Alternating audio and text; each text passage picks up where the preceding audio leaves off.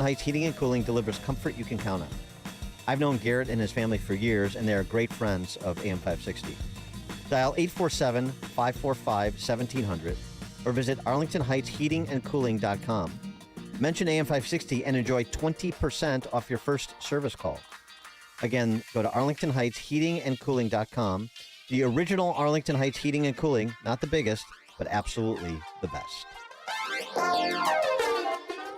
We're living through a monetary crime scene, and your IRA or 401k is a key victim. Hi, Dr. Ron Paul here. In 1971, gold was $35 an ounce. After the dollar was cut loose from it, inflation soared. And in just 9 years, gold hit $850. People who diversified into precious metals survived and thrived. Today, we're in a worse position because we face inflation and massive debt. Fortunately, gold is still an option. My trusted friends at Birch Gold Group can help you own gold inside your retirement account. Plus, you pay 0 penalties on the transfer. Start now by getting a free info kit on gold. Text the word SHELTER to 989898. We're facing the same monetary chaos as the 70s with significantly more debt. Get your free info kit from Birch Gold. Just text SHELTER to the number 989898.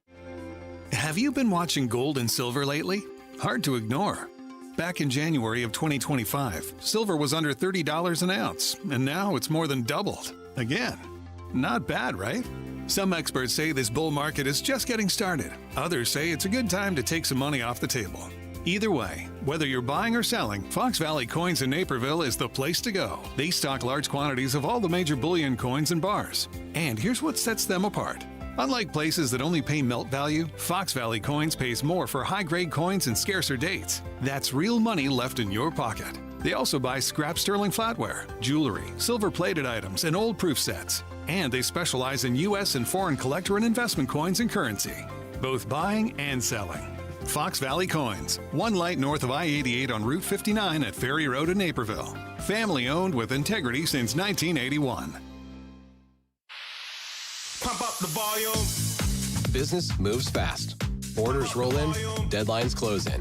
When you ship with USPS Ground Advantage, you can keep up with confidence. Every package stays in our secure network from dock to door. And with nationwide reach, dependable tracking, and upfront affordable pricing, you get built-in peace of mind. You run the business. We run the routes. Visit USPS.com/Ground Advantage to learn more. Progressive knows you could have easily taken the freeway, but you took the scenic route to see a waterfall and an oddly busy boiled peanut stand. Discovering the unexpected is exactly why you bought an RV, so protect it with a bundle from Progressive. Because although you may be 3 hours behind schedule, you're 6 jars of jam richer and possibly enrolled in a butter-churning workshop. Switch to Progressive and protect your RV, boat, or motorcycle by bundling with your home or auto insurance. Progressive Casualty Insurance Company affiliates and third-party insurers. Not available in all states or situations. It is that time of year again to save babies by providing ultrasounds with our friends at Preborn. You know how this goes. We've done it every single year at this time. All you have to do is pick up the phone and say, I want to provide a free ultrasound to a girl. Give her the chance to see the truth of what's happening in her body. Every $28 helps do that, saving one baby. $280 can do that. Help save 10 babies. More does more. The phone number is 833-850-2229. 833-850-BABY. Join us saving babies with Preborn again this year. We're going to save hundreds of babies, 1 at a time, 2 or 5 or 10 at a time. That phone number again is 833-850-BABY. That's 833-850-2229. Or go online to 560theanswer.com/baby. Do you owe $10,000 or more in credit card debt or personal loans? With credit card debt at all-time highs, Debt Relief Advocates is urgently notifying consumers of debt relief now being made available, designed to aid consumers with out-of-control credit card debt. Those who qualify and enroll for this relief program will only have to pay back a fraction of what they owe. This is not bankruptcy or a debt consolidation loan. This is a relief program that credit card companies would rather you not know about, as it ends your debt nightmare and saves you lots of money. Consumers owing at least $10,000 in credit card debt or personal loans can now take advantage of this debt relief as the cost of living skyrockets. Debt Relief Advocates has established a relief hotline for you to call to learn what debt reduction you may qualify for, so don't wait. For this free information, call the Relief Hotline at 800-522-2174. 800-522-2174. 800-522-2174.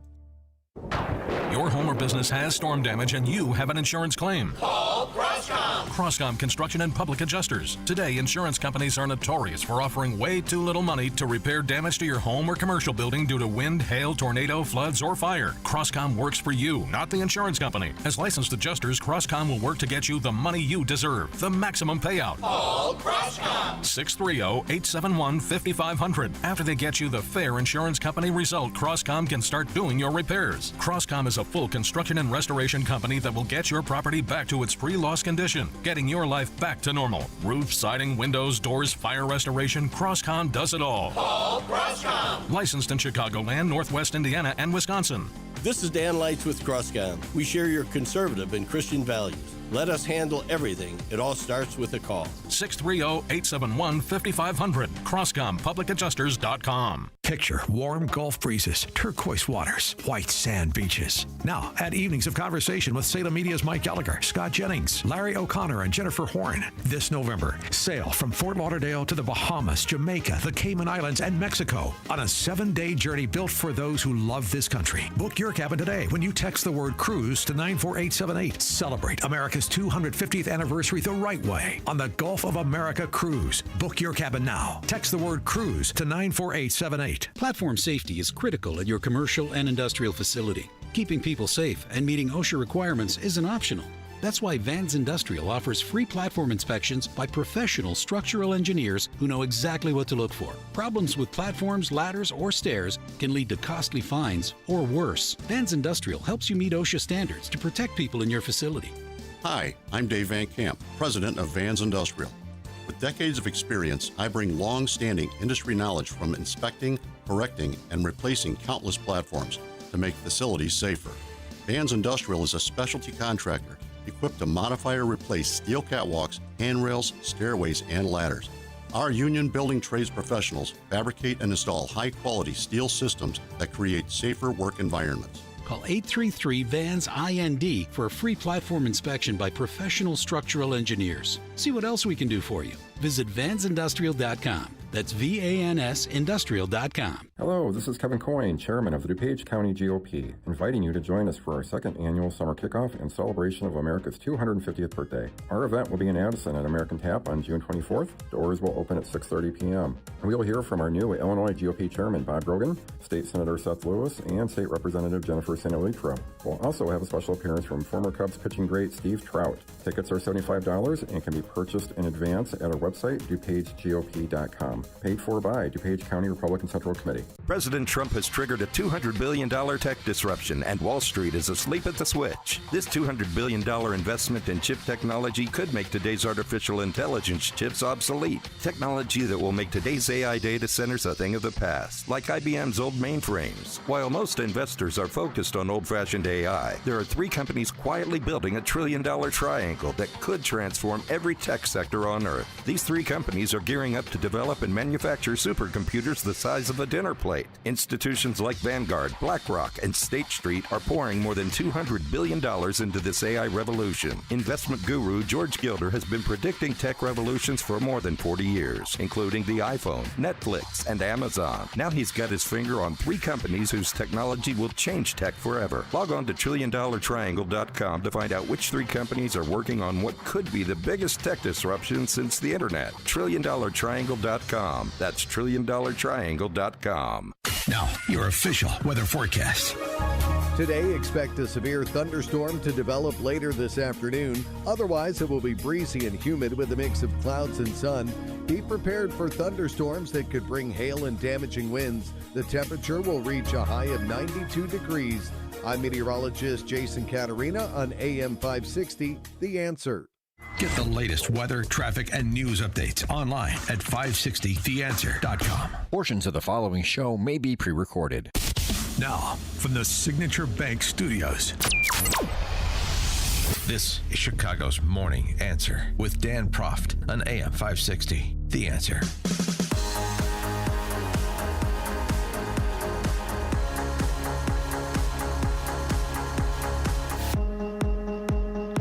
Top of the morning, Dan Proft here. So it didn't take long for the jury to return the verdict in the Carmelo Anthony murder trial. Brooke Taylor from Fox News reporting. Today, the defense called a school police officer to the stand who testified that knives under 5 inches are legal to carry in Texas. But the defense asked it would surprise you if schools had policies against such things. That's from yesterday. Brooke Taylor reporting, of course, that the verdict came in that was guilty of murder. He was sentenced to 35 years, was Carmelo Anthony. He's eligible for parole after having served half that time. So he could be out in 18 years for the cold-blooded killing of a young man named Austin Metcalf at a track meet. But that's not the real story. Here's Brooke Taylor's report on that, and her report on the color, the local color. The larger story, of course, is a racial one, unfortunately, as we talked about a bit yesterday. Well, a lot more to talk about today. Pretty breaking news to give you right now. The jury has sentenced Carmelo Anthony to 35 years behind bars after finding him guilty of murder. I'm told that he is eligible for parole after he serves half his time. The jury had the option to give him as much as 99 years behind bars. But again, they have chosen to give him 35 years. And I do want to mention, we showed you those protests, a bunch of supporters out here. They have erupted again. Pretty shocking. This is a direct quote. I just heard one supporter say, quote, those twins, meaning the victim and his twin brother who were there at the time, are, quote, domestic racist terrorists. Yeah, and both should be dead. Yeah. And the twin brother would have been with him. You see? They should have both been arrested. They should both have been dead. The brother, both brothers. Both of them should have been dead. You ask me? Thankfully, no one asked you. Both brothers, his twin brother Hunter and Austin, should be dead. And this was outside the courthouse, the pro-Carmelo ranks. Carmelo! Say his name! Carmelo! Say his name! Carmelo! When do we want justice? When do we want it? Now! Crying once the verdict was relayed to the throngs of pro-Carmelo rally goers outside the courthouse. One woman exclaiming she doesn't know what to say to her 5 boys now. What do you want us to do? What do you want us to do at this point? What? I'm lost for words. I don't know what to do. I got 5 boys. I don't know what. I ain't got nothing to tell them no more. You can't walk away no more. Rest in peace, Trayvon Martin. Way to throw in the Trayvon Martin. Yeah, so this will join the pantheon of alleged victims of a systemically racist judicial system, criminal justice system, right? To Trayvon Martin, who also didn't walk away. And Michael Brown, who also didn't walk away, to say the least, tried to kill a police officer. But these stories all become part of the mythology that's used to support the claim that the justice system is systemically racist. What do you do? What do you do now? What do you tell your 5 boys? I don't know. Don't kill don't kill anyone. Don't kill, whether it's a fellow competitor at a track meet. Don't kill anyone in cold blood. Is that so difficult to say? 312-642-5600, alphawealthgroup.com, call and text line. Dominique Alexander, we reminded you who he was yesterday. Some self-appointed spokesman for the black community in Collin County, Texas. Next Gen is the Sharpton-esque group, my sense of it, that he stood up. The spokesman for the family in the wake of the murder last spring. This happened in April of last year. And he's only ramping up the hustle. Of course he is. Nobody said that the Next Generation Action Network obstructed this process, interfered in this process. But what this process did is shown that black lives do not matter in Collin County. It showed us that time and time in American history, it has shown us to remove emotions from yet the law. This trial showed that it put emotions over the law. After Trayvon Martin and so many countless names, it has shown us that black life is not safe in Collin County. It showed us that they did not listen to the law. It showed clearly that a judge interfered in this process. It showed very clearly that a black boy was allowed, not one black soul on a jury. An all white jury convicted him in 2 to 3 hours. We know that they did not prove their case. They are currently sentencing Carmelo Anthony, but we know that the Next Generation Action Network put the first $10,000 towards an appellate attorney. And we will fight Collin County like hell. I respected this process. I allowed and called for peace in this process. That's the mistake we always make. Should be very upset about what went on today.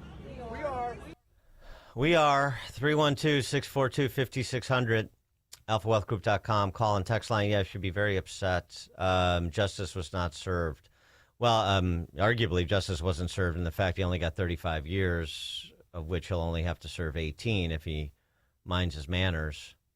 Was facing effectively life or very close to it in prison, which for a premeditated act like that, I mean, it arguably premeditated, but for a cold-blooded killing like that, Black lives don't matter in Collin County. Justice was not served. They didn't prove their case. Oh, my goodness. The defense helped prove the prosecution's case. This was such a not close call. If there were any emotions involved here, it was emotions on the jury going easy in handing down a 35-year sentence. You had a defense attorney in this case suggest to the jury that it was possible that Austin Metcalf fell on Carmelo Anthony's knife, to which the jury gasped in disbelief that something so ridiculous would be suggested. Reaching slightly? Yeah, I know. I mean, the $600,000 that the Carmelo Anthony family got, that went to apparently to rent a house in a gated community in Frisco and a couple of new cars. Didn't have much left over for top shelf legal representation. So if I was Dominique Alexander, that $10,000 he's supposedly devoting to an appellate attorney, I may pay that attorney directly. You know what I mean? You know what I mean, pal? Yeah, I think you do. One of the defense witnesses, essentially flipped and said, yeah, Carmelo Anthony was in the wrong. All these suggestions that have been made that he was pushed, he was beaten down by Austin Metcalf, Austin and Hunter Metcalf surrounded him. First of all, there was no evidence to support that. Secondly, even to the extent it's true, somebody pushes you, you don't get to stab them in the chest. What kind of society do these people want to live in? Blinded by the identitarianism. That's what you saw on display yesterday. And, the leftist sentimental barbarians are just as bad as the black ones that were mainly represented outside that courthouse in Collin County, Texas. It's the same sickness. It knows no racial bounds. It just knows ignorance. And you haven't heard ignorance. I mean, you have not heard ignorance until you've heard from fake eyelash spice, outgoing Congresswoman Jasmine Crockett, who is an attorney. This is astounding. It takes a lot to surprise me, especially if you're Jasmine Crockett. I have a certain level of expectation, but she exceeded it, or came in way under those low expectations I have. Here's her discussing the case. If a 300-pound man is beating me, like on top of me and beating me down, I'm not limited to fist. You know, I would argue that even the only time we go into things like people's hands being considered deadly weapons is typically like if they're a professional boxer or that kind of stuff. But I think by the time you start getting to like football player, good argument. Good freaking argument. We're not talking about like the golfers. We're talking about football players, right? Like this is what they are trained to do, is to inflict like serious physical contact. And it's my understanding that the decedent was that. We not talking about that? Fake hood rat. We not talking about that? Austin Metcalf wasn't 300 pounds. And the only legal representation that would have been worse, from what I can glean, for Carmelo Anthony than the legal representation he got is if Jasmine Crockett would have represented him. So the mitigating circumstances is that Austin Metcalf was a football player, not 300 pounds. Also, there was no beatdown. Slight point of order. Where are Carmelo Anthony's injuries from this alleged beatdown in which he was defending himself? That's one. Wait for it. That's not all. The other mitigating circumstance, the size of the knife. Wait a minute, was it a switch? I don't know what he had. It was like it seemed like it was a multi-tool, almost like a Swiss Army. Like with like with the little scissors and everything and whatever. So it was small. Well, I would have argued the size of it alone, you wouldn't even think it's a deadly weapon. And that's forgot he had through the bag. If it was one of the little, like I don't know, like I do think. Well, that's why he went to his coach and was like, but I don't think I hurt him that. It was like a Swiss Army knife. He stabbed him with the corkscrew or the magnifying glass. It wasn't a deadly weapon. Well, he's dead. Oh, and by the way, he went to his coach, says, I don't think I hurt him that bad. Hunter Metcalf, after the murder last year, describing what happened, what he tried to do when he saw that his brother had been stabbed and the severity of the stab wound to the chest. And then I saw him about to fall. I went to go over there. I grabbed him. I see. Let's go. Yeah, I understand. Best I can. Yeah, there was. You can see. You can picture what happened when what was coming out of his chest, and yeah.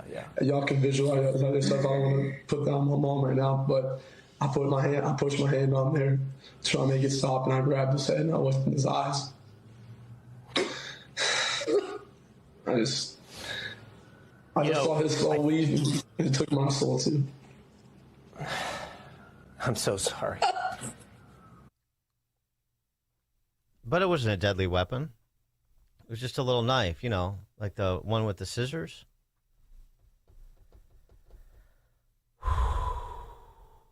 And that's not the coup de grace.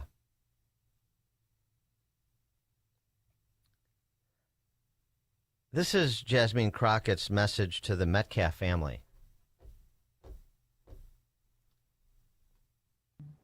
Black women, especially Black women who have Black male children, live in fear and agony every single day. A fear and agony that I promise you the Metcalfs probably never spent a day living that way. And we're going to have just some real conversations about race in this country. Right. Carmelo Anthony's mom, because she's a black woman, has never experienced the agony of Megan Metcalf, because she's Carmelo Anthony's mom is a black woman. She's never experienced the agony of Megan Metcalf, Austin Metcalf's mother, who lost her son to a murder. That's identitarianism in full grotesque blossom. Let's check the headlines with Mike Scott. 5:36 this morning in the QC Kinetics newsroom. Breezy and humid with a chance of powerful afternoon thunderstorms and a high of 91. Our top story, Governor Pritzker open to calling a special session in Springfield, trying to patch together a last gasp stadium bill for the Bears. Pritzker says the team needs to figure out how they can get the state legislature to agree on the same measure in both houses. Incoming calls from the Bears, not just to me, but as you know, to legislative leaders. The Bears, would like to see something happen, and we all do too. State Representative Dan Ugaste, a Republican from Geneva, has drafted a payment in lieu of taxes bill that would put referendums on the general election ballot and prevent backdoor bond rollovers. You have to protect the local taxpayers from that, or else they end up picking up the tab for something that just isn't right. That's when they get the money. They don't get it off the backs of other taxpayers. A spokesman for Illinois Senate President Don Harmon says Senate Democrats will look at reviewing Ugaste's idea.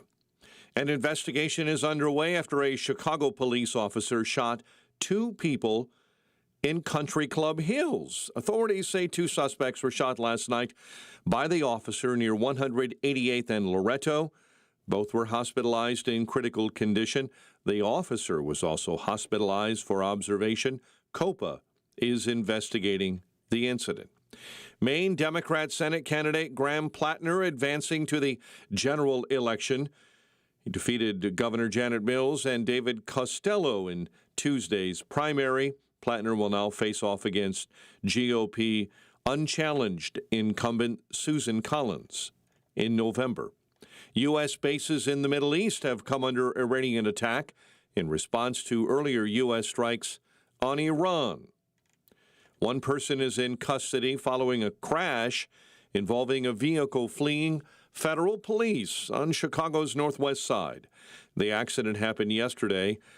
Department of Homeland Security says ICE agents were conducting a targeted enforcement operation to arrest an undocumented immigrant from Poland when he attempted to flee in a vehicle. Chicago sports, well, it may be time to start believing in the White Sox. Tying run at third, 2 outs. The 0-1. Montgomery hits a fly ball pretty well. Deep left, and it is gone! He's won it! No chance! An opposite way. 2-run homer. Braden Montgomery coming around third. He's going to be mobbed by his teammates. This team is something else. Glenn Casper on the call last night as Braden Montgomery, in his major league debut, hit a walk-off home run in a 6-5 10-inning win over Atlanta. Oh, by the way, the Cubs lost to the Rockies. News, the service of Jewel Osco. Shop Jewel Osco for incredible meat deals. Value packs of fresh, boneless, skinless chicken breast, $1.99 a pound. Plus, St. Louis-style pork ribs or fresh pork whole tenderloin for just $2.99 a pound. Chicago's Morning Answer continues next, but in 2 minutes, we'll get the latest AccuWeather forecast from the Air Right Heating and Cooling Weather Center. It's It's almost time for AM 560's annual golf outing, presented by Signature Bank. AM 560 is proud to partner with the Tunnel to Towers Foundation as they support America's first responder and military heroes to help America never forget 9/11. It's all happening on Monday, June 15th at McRae Memorial Golf Club in Barrington. Enjoy a full day of golf, meals, an awards reception, and a silent auction. Reserve your foursome today at 560theanswer.com/golf. Sponsored in part by Edward Jones Financial Advisor Nolan Webster and by real estate broker Ed Dring at leavingil.com. Alex Marlow cuts through the political spin on the Alex Marlow podcast. The lawfare superstructure is the single biggest threat to President Trump. And that's why it's important that we figure out how to run up the score as much as we can while their bench is so lame and while we have the opportunity to add seats via redistricting and make sure that we make this Trump presidency as successful as possible so that we never relinquish power back to these people. Subscribe for free today on Spotify, Apple, YouTube, or at SalemPodcastNetwork.com. Hey, it's Scott Tucker and my new co-host, Amy Jacobson, on AM 560. We wanted you to know that we have a special show every Sunday morning at 7 a.m. here on AM 560, The Answer. It is Retirement Dakota with Scott Tucker and Amy Jacobson. It's every Sunday morning from 7 to 9 a.m. 2-hour show, 2-hour radio extravaganza. Amy, we're going to tantalize the listening public and the listening private with all kinds of retirement planning information. So tune in at AM 560 Sunday mornings at 7 a.m. Each morning, the newsmakers and the newsbreakers shaping today's conversation are heard on the AlphaWealthGroup.com answer line on Chicago's Morning Answer. When you need answers about what's happening in your world, you turn to AM 560 The Answer. And when you need answers about how to prepare for and protect your retirement, you turn to the Alpha Wealth Group, now the proud sponsor of the AM 560 Answer Line, right here on Chicago's source for news, opinion, and insight. AM 560 The Answer. A revolution in chip technology could make today's artificial intelligence obsolete. 3 companies are quietly building a $1 trillion triangle to develop and manufacture supercomputers the size of a dinner plate. Investment guru George Gilder has his finger on the 3 companies whose technology could change tech forever. Log on to TrillionDollarTriangle.com to find out which 3 companies are working on what could be the biggest tech disruption since the internet. TrillionDollarTriangle.com. That's TrillionDollarTriangle.com. Hi, I'm Ken Mariotti, owner of Woodland Windows and Doors, a third-generation family-owned business since 1969. We know you're bombarded by choices when shopping for new windows or doors, so we're inviting you to experience the Woodland difference. For decades, we have been transforming living spaces with Marvin Windows, a fifth-generation family business. Marvin replacement windows have been known to increase the warmth of your cold rooms by 10 degrees. Think about that, 10 degrees warmer. When you welcome Woodland into your home, you will get a product expert to transform your living spaces, full-time, dedicated professional installers that you can trust in your home, along with the best products like Marvin. These are the reasons we're proud of our 5-star reviews and family legacy. No gimmicks, no pressure, and upfront pricing are why Woodland Windows and Doors is your trusted window and door expert in Chicagoland. Visit woodlandwindows.com to book your free in-home expert consultation. That's woodlandwindows.com, or stop by our showroom at the corner of Lake and Geary in Roselle. Amazon Business. With smart business buying, innovative AI tools optimize your purchasing experience paired with delivery options built for business. Learn more at amazonbusiness.com. Now, your official weather forecast. Today, expect a severe thunderstorm to arrive late this afternoon. Otherwise, it'll be breezy and humid with a mix of clouds and sun. The high will reach 92 degrees. Tonight, it will remain breezy in the evening. The night will be partly cloudy and humid with a few heavy thunderstorms possible. The low will be around 72 degrees. Thunderstorms could lead to flash flooding and localized damaging wind gusts. I'm meteorologist Jason Caterina on AM 560, The Answer. Get the latest weather, traffic, and news updates online at 560theanswer.com. This hourly segment is brought to you by Forever Remodeling, stress-free and high-quality remodeling. View their stunning transformations online at the number 4everremodeling.com. Now, from the Signature Bank Studios. If you're looking for the latest news, insight into what it means, and the sharpest opinion, there's only one station in Chicago where you can turn, and it's this one. We're AM 560, The Answer.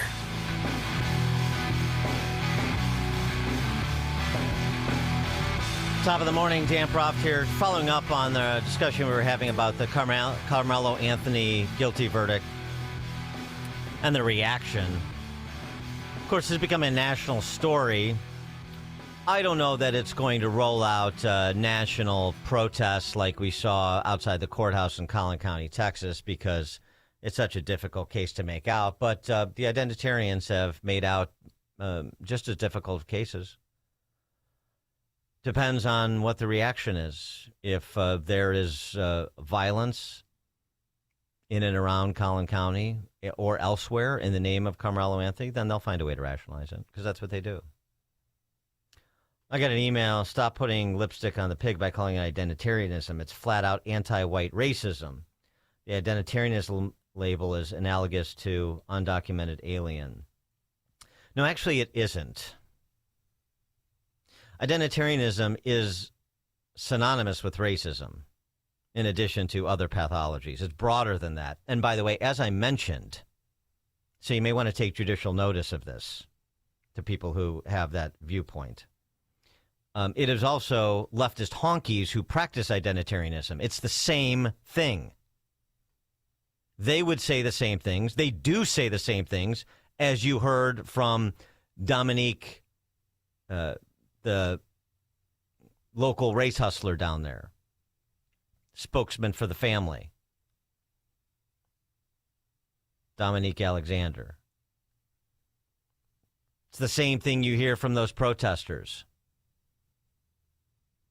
Did you not take notice of who supported the Black Lives Matter inspired rioting and looting in the Summer of Love?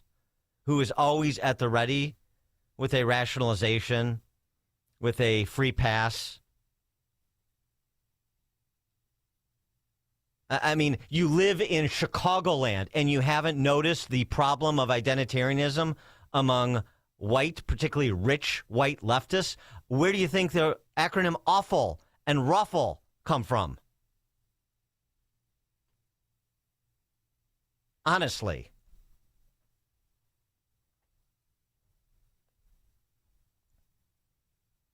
And we got, Jasmine Crockett, fake eyelashes Spice, wants to have we're going to have some real conversations about race. Gosh, is there any more trite phrase than that? Time for a real conversation on race in America. Has a conversation on race ever stopped? What's a real one look like? The one you're having? I mean, a real conversation on race comes to us from people like the dearly departed Bob Woodson. And he was playing the long game because in the short run, we got a real problem. In the long game, I agree with him. You need to extol models of success, people that achieved when real obstacles were imposed upon them illicitly, wrongly, as compared to people today who can't find success when they are the beneficiary of special privileges. Identitarianism is conferring benefits and costs based on race or broader sexual proclivities, faith tradition. That's what identitarianism is. Immutable characteristics, but it is expanded. Have you noticed?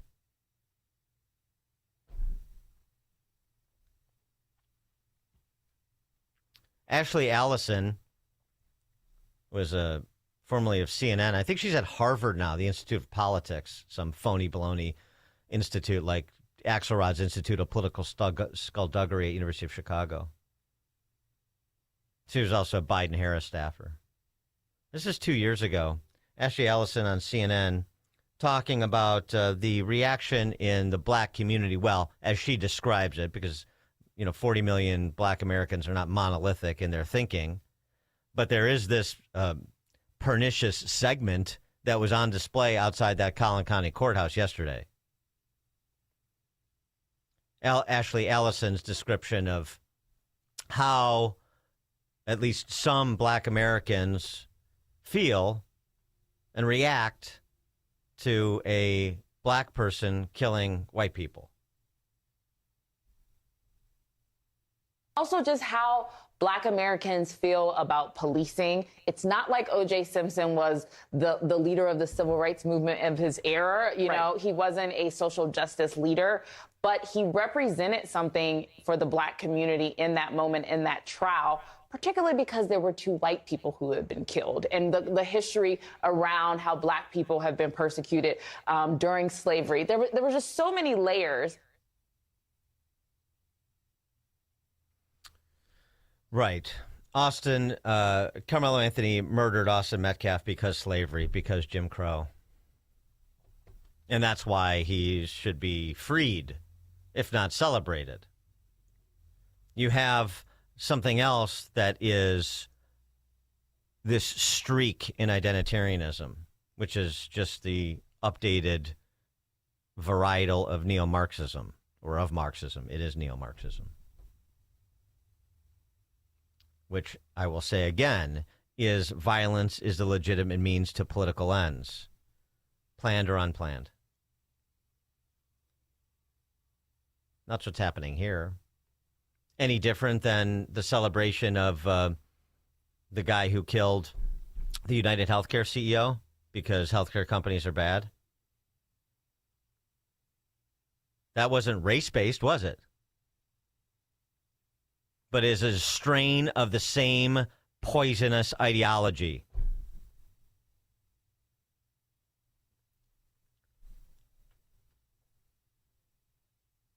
Dan in Salem, Wisconsin. Dan, it's just complete irrational behavior. You know, they just want white people to get in the back of the line. You better behave. Watch your words. And white lives just don't matter, Dan. Some do. I mean, yes, will they, with the identitarians come, as the, neo-Marxists do, come for everyone? I won't invoke Martin Niemöller, but you know how that goes. That's how totalitarians operate. When anybody becomes inconvenient. But for now, they're convenient. So, I mean, to make this white-black is to play right into their hands. I am not in community with a ghastly white leftist any more than I am with Dominique Alexander race hustling outside that Collin County courthouse. You get what I'm saying? Philosophy. Belief system. When the right plays the identity game, they lose. And we should, because it's a terrible game to play.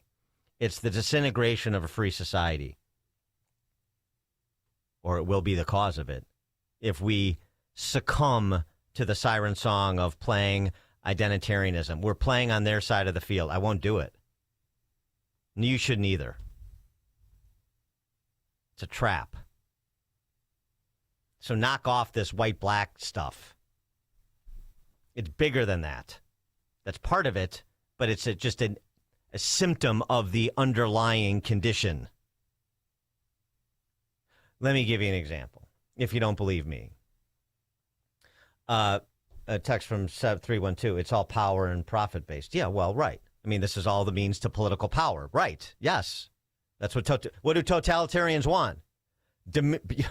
Dominion over everybody else. Political power. You don't get dominion over everybody else if you don't have political power, because what accompanies political power? A monopoly of force in society. And that's how you impose your will. This is fairly linear.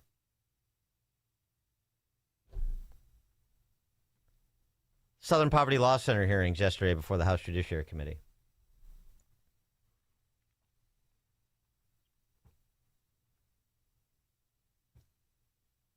Alveda King, the niece of Martin Luther King Jr., she, in her opening remarks, before she got into a back and forth with the same fake Alicia Spice, Jasmine Crockett, which was also good. Alveda King can hold her own. Applying a device used by her uncle, her dream. I reject hatred. I reject white supremacy. I reject any ideology that seeks to elevate one group of people above another. But I also reject the notion that Americans who hold traditional Christian beliefs should be treated as threats or terrorists simply because we disagree with a prevailing political thought. Today, I still have a dream. I dream that one day we will move beyond black power and white power and embrace God's power and human dignity. I dream that Americans will one day see each other not as enemies, but as neighbors. I dream that we will hear each other, see each other, and recognize that every human life has value from the womb to the tomb and beyond. We are, as Scripture teaches, as science testified, one blood, one human race. And if we remember that truth, we can build a future worthy of the sacrifices made by those who came before us. We must speak out for truth and against the forces that would manufacture hate, fear, division, and violence simply to line their pockets and further their political ambitions. Yeah. I don't believe in black power or white power. I believe in God's power. It's a good start. 312-642-5600, alphawealthgroup.com, answer line. The exchange she got into with Jasmine Crockett, it was sort of bifurcated. Jasmine Crockett recognizing that Alveda King presents a problem. And that offering you just heard, that's the antidote to identitarianism, so that needs to be attacked.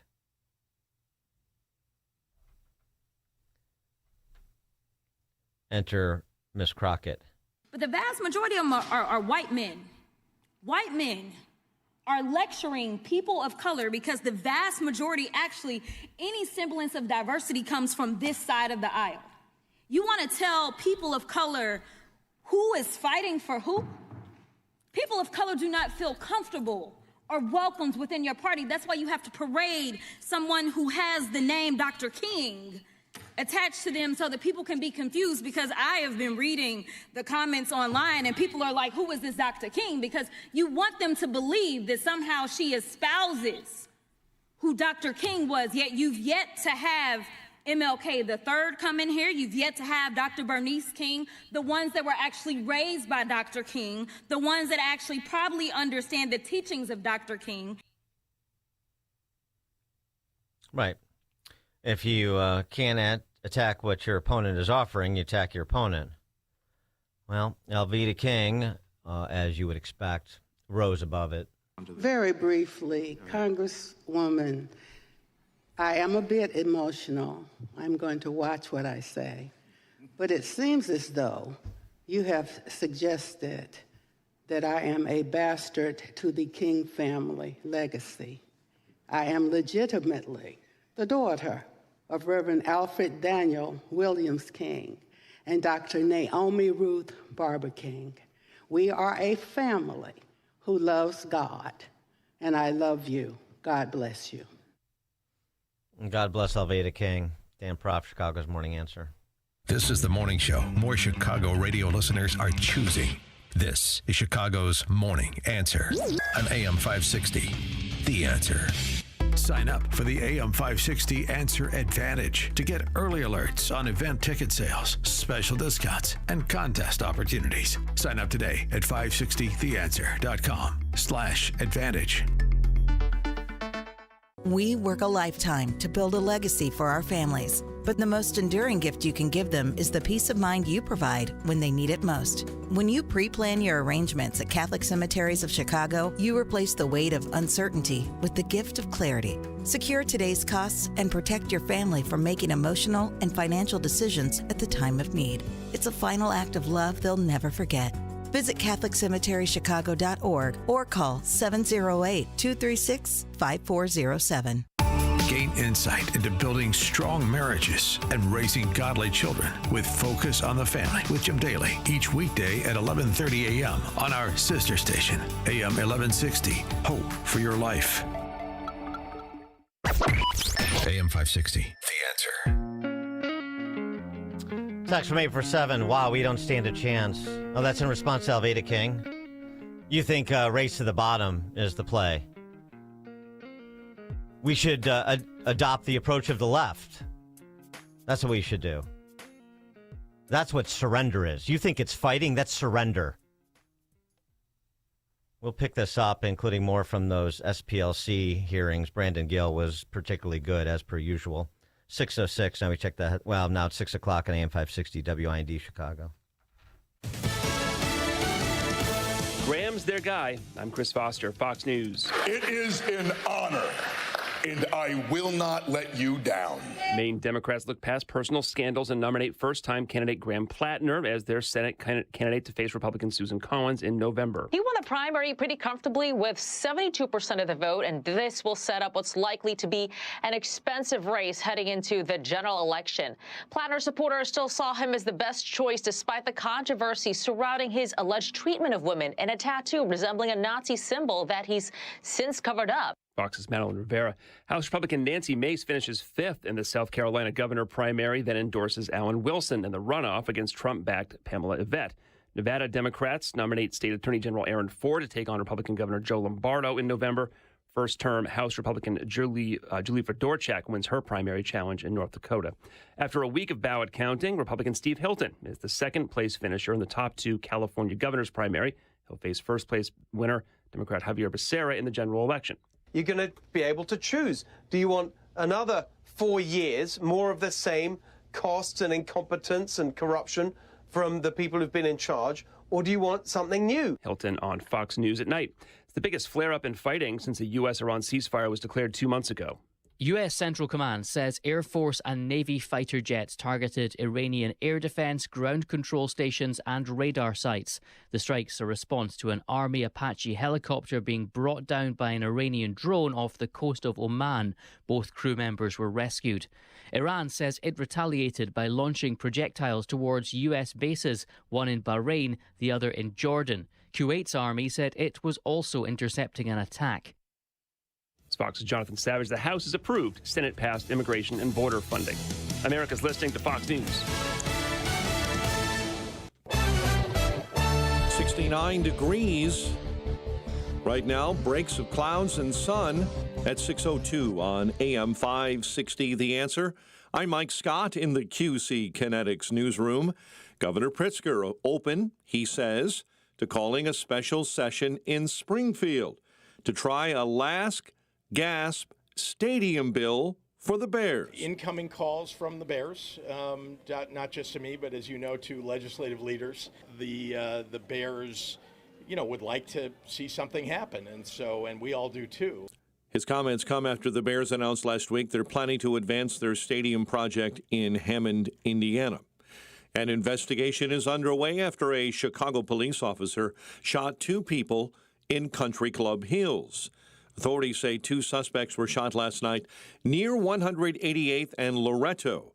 Both remain hospitalized in critical condition. City's Civilian Office of Police Accountability is also investigating. Members of the Chicago City Council demanding answers from the Cook County court system, wanting more information about how people on electronic monitoring are being tracked. Alderwoman Silvana Taveras called the meeting. Whether you're a sheriff, a judge, or an alderman, you're a public servant. And you owe it to the public to not hide information and collaborate to find solutions. We can't solve big problems without first being open about the issues. At that same hearing, Chicago aldermen pushed an ordinance that would place stiffer penalties on selling marijuana near Chicago schools and parks. Full city council could vote on that ordinance next week. A Chicago man is accused of setting several garage fires in downtown Elgin. David Rosales has been charged with 5 counts of felony arson, ordered detained in the Kane County Jail while that case is pending. Braden Montgomery hit a walk-off home run in his MLB debut in the White Sox 10-inning win over Atlanta, 6-5. While the Cubs lost to the Rockies 7-3.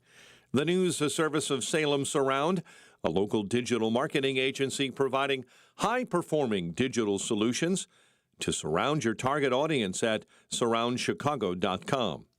A check of the roads in 2 minutes on AM 560. Mike Gallagher isn't sad. He's gone. I didn't plan to talk about Stephen Colbert's last show, but I've been thinking a little bit about it. He had apparently one Republican on the whole time he hosted the show. You know who it was? Liz Cheney. Now, whoever turns on CBS late at night is not going to be subjected to that kind of propaganda. And that's a good thing. The Mike Gallagher Show. Weekdays at 9 on AM 560. The Answer. We're living through a monetary crime scene, and your IRA or 401k is a key victim. Hi, Dr. Ron Paul here. In 1971, gold was $35 an ounce. After the dollar was cut loose from it, inflation soared. And in just 9 years, gold hit $850. People who diversified into precious metals survived and thrived. Today, we're in a worse position because we face inflation and massive debt. Fortunately, gold is still an option. My trusted friends at Birch Gold Group can help you own gold inside your retirement account. Plus, you pay 0 penalties on the transfer. Start now by getting a free info kit on gold. Text the word SHELTER to 989898. We're facing the same monetary chaos as the 70s with significantly more debt. Get your free info kit from Birch Gold. Just text SHELTER to the number 989898. Picture warm Gulf breezes, turquoise waters, white sand beaches. Now, at Evenings of Conversation with Salem Media's Mike Gallagher, Scott Jennings, Larry O'Connor, and Jennifer Horn. This November, sail from Fort Lauderdale to the Bahamas, Jamaica, the Cayman Islands, and Mexico on a 7-day journey built for those who love this country. Book your cabin today when you text the word cruise to 94878. Celebrate America's 250th anniversary the right way on the Gulf of America Cruise. Book your cabin now. Text the word cruise to 94878. Feel like you're trying to push a boulder uphill wearing skates? If you run or manage a local business today, you're challenged like never before. We get it, and we want to help. We're Salem Surround. We're a full-service marketing agency that'll help you increase your customer base by designing incredibly effective plans to reach your consumers day, night, and everywhere they might be. Salem Surround. Meet with a digital marketer today for ideas that will make your business stand out. Visit salemsurround.com. 6:07. Taking a look at the roads in the Team Hochberg Traffic Center. Disabled vehicle on the exit ramp blocking a left-hand lane outbound on the Edens Expressway this morning, right at Toohey. And a disabled vehicle showing up on the Stevenson inbound just after Harlem Avenue, also with a left lane block. On the Reagan, very slow this morning on I-88 eastbound between Cermak and the Tri-State. Chicago's Morning Answer continues next. But first, a check of your latest turbulent weather forecast in the Air Right Heating and Cooling Weather Center. Today, expect a severe thunderstorm to develop later this afternoon. Otherwise, it will be breezy and humid with a mix of clouds and sun. Be prepared for thunderstorms that could bring hail and damaging winds. The temperature will reach a high of 92 degrees. I'm meteorologist Jason Caterina on AM 560, The Answer. Get the latest weather, traffic, and news updates online at 560theanswer.com. This hour is brought to you by Retirement Decoded with Scott Tucker and Amy Jacobson. Heard Sunday mornings from 7 to 9 a.m. Learn more at retirementdecoded.com. Now, from the Signature Bank Studios. This is Chicago's Morning Answer with Dan Proft on AM 560. The Answer.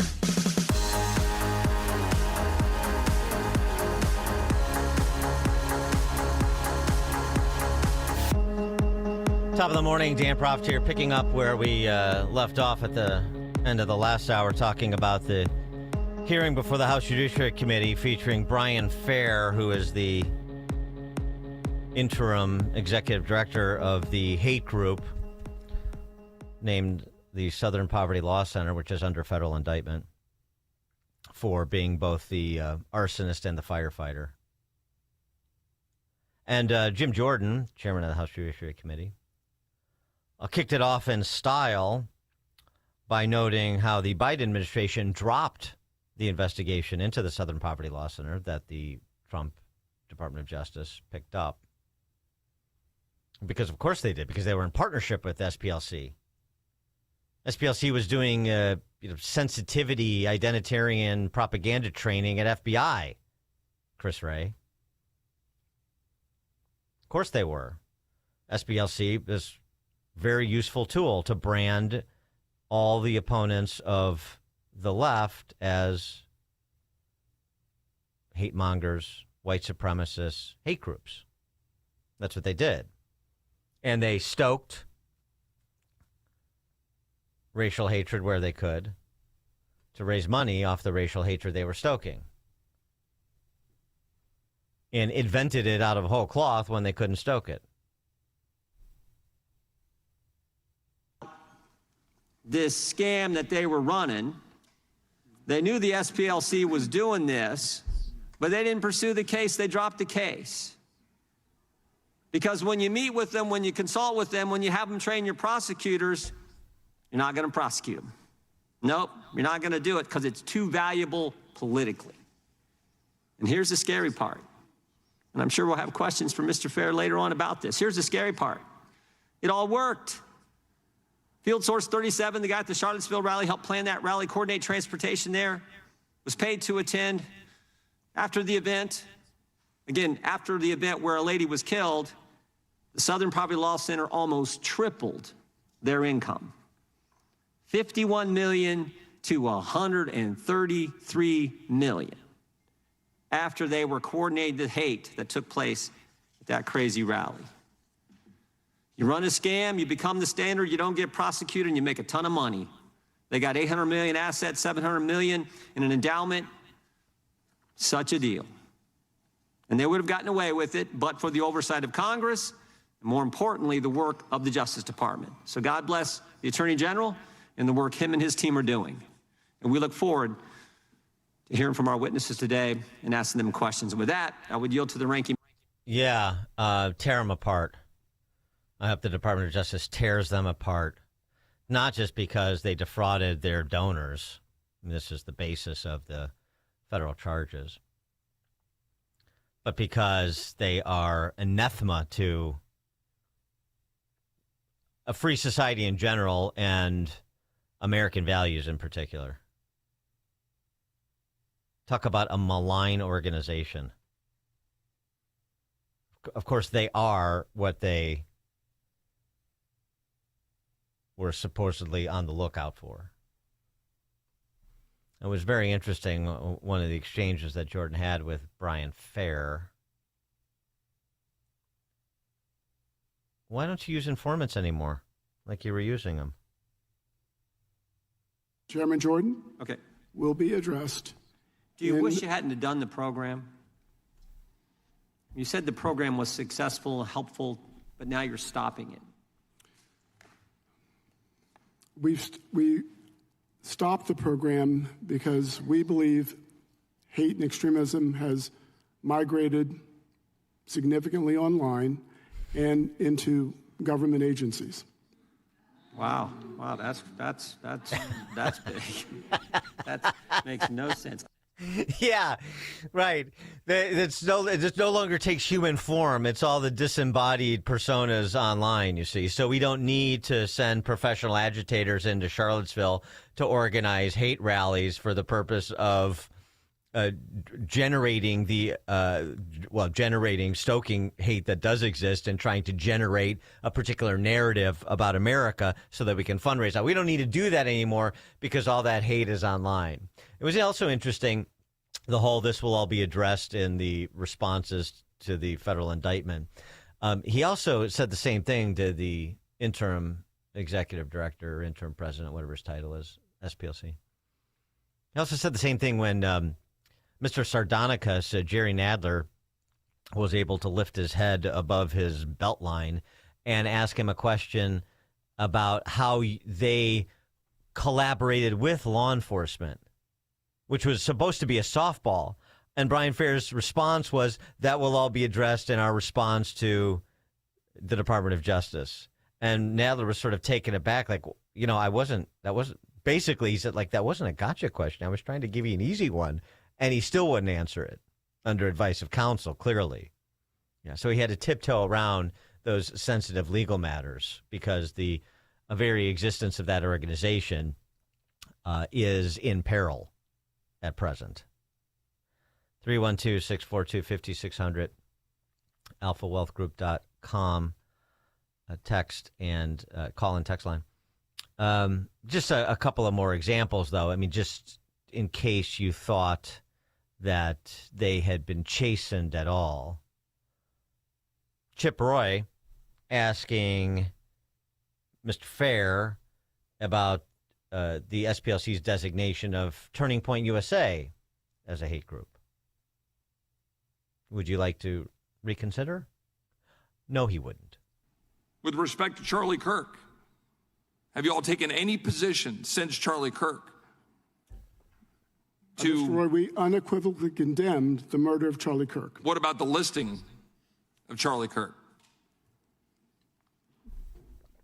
It is our position that TPUSA expresses views and vilifies other people based on immutable characteristics, exposing them to our listing. Mr. Chairman, I have a couple of unanimous consent requests. Yeah, of course they do.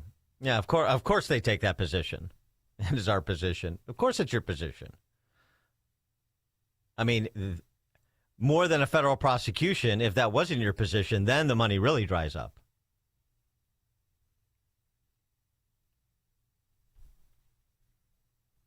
Barry Moore is a congressman from Alabama, Christian conservative.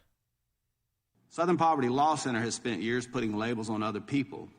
It has even used hate watch to target me. As a matter of fact, I think the reason I'm on the list, and there's 11 congressmen on this list, is because we simply put a flag in front of our office that encouraged the people to pray for this nation. It's called the Appeal to Heaven flag. Somehow or another, I became a hateful person, and I was put on a hate watch list simply because I put a flag up that encouraged, one of the founding flags of this nation, to encourage our country to pray for our leaders. And then those leaders are put on a hate list, and it's published. Yeah, well, because it's an anti-Christian hate group, of course. That was the clear implication, but let me just make it explicit. That's what the Southern Poverty Law Center is. And that's a good illustration of it.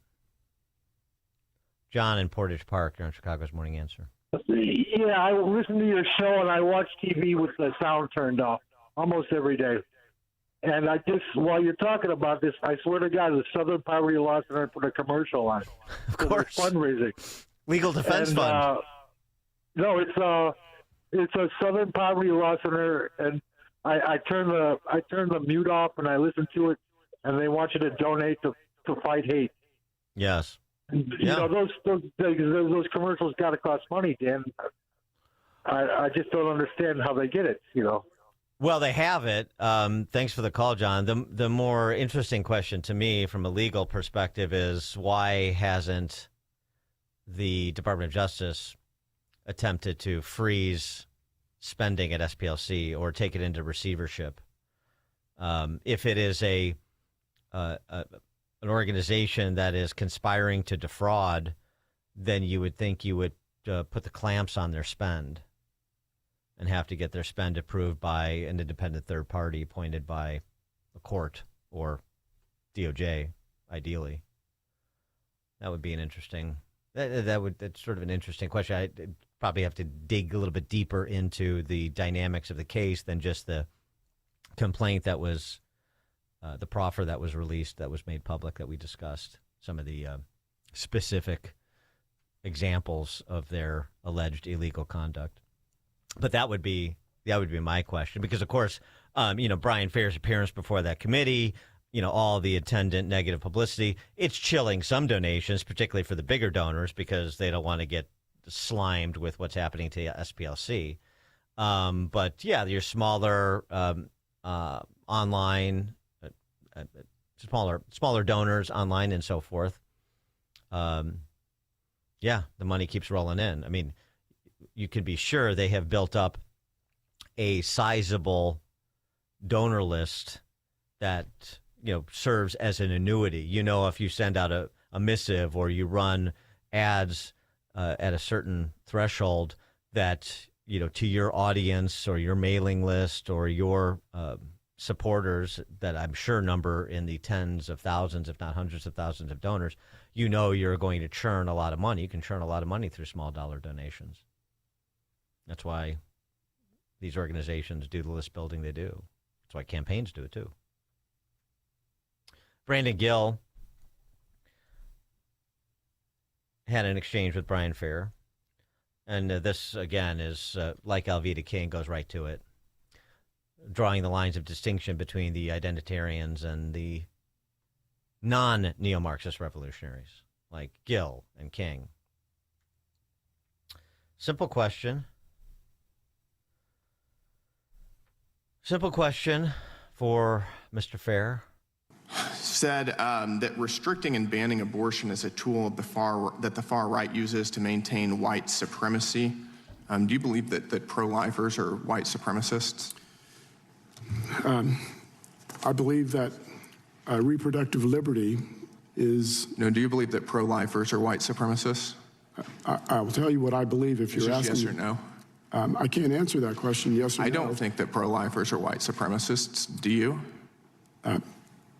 What I think is that reproductive liberty is a right that every woman should enjoy. How many babies in the United States that are aborted are black?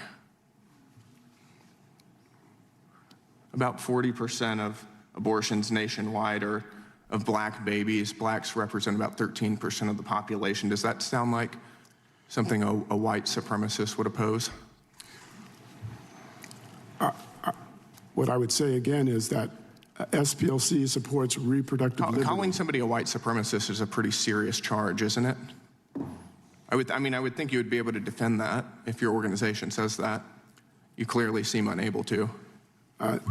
Mr. Gill, I'm not sure why you would think I'm unable to do anything. Because you're the president of the SPLC, which labels pro-lifers as racists. Well, does your organization just hurl around epithets like that without any justification? Yes, Mr. Gill, that's what we do. He didn't say that, but the implication is clear as you hear him struggling to respond to that question. See, that's the difference. And just in case it was lost on anybody, Brandon Gill turned to Alveda King and asked her the same question.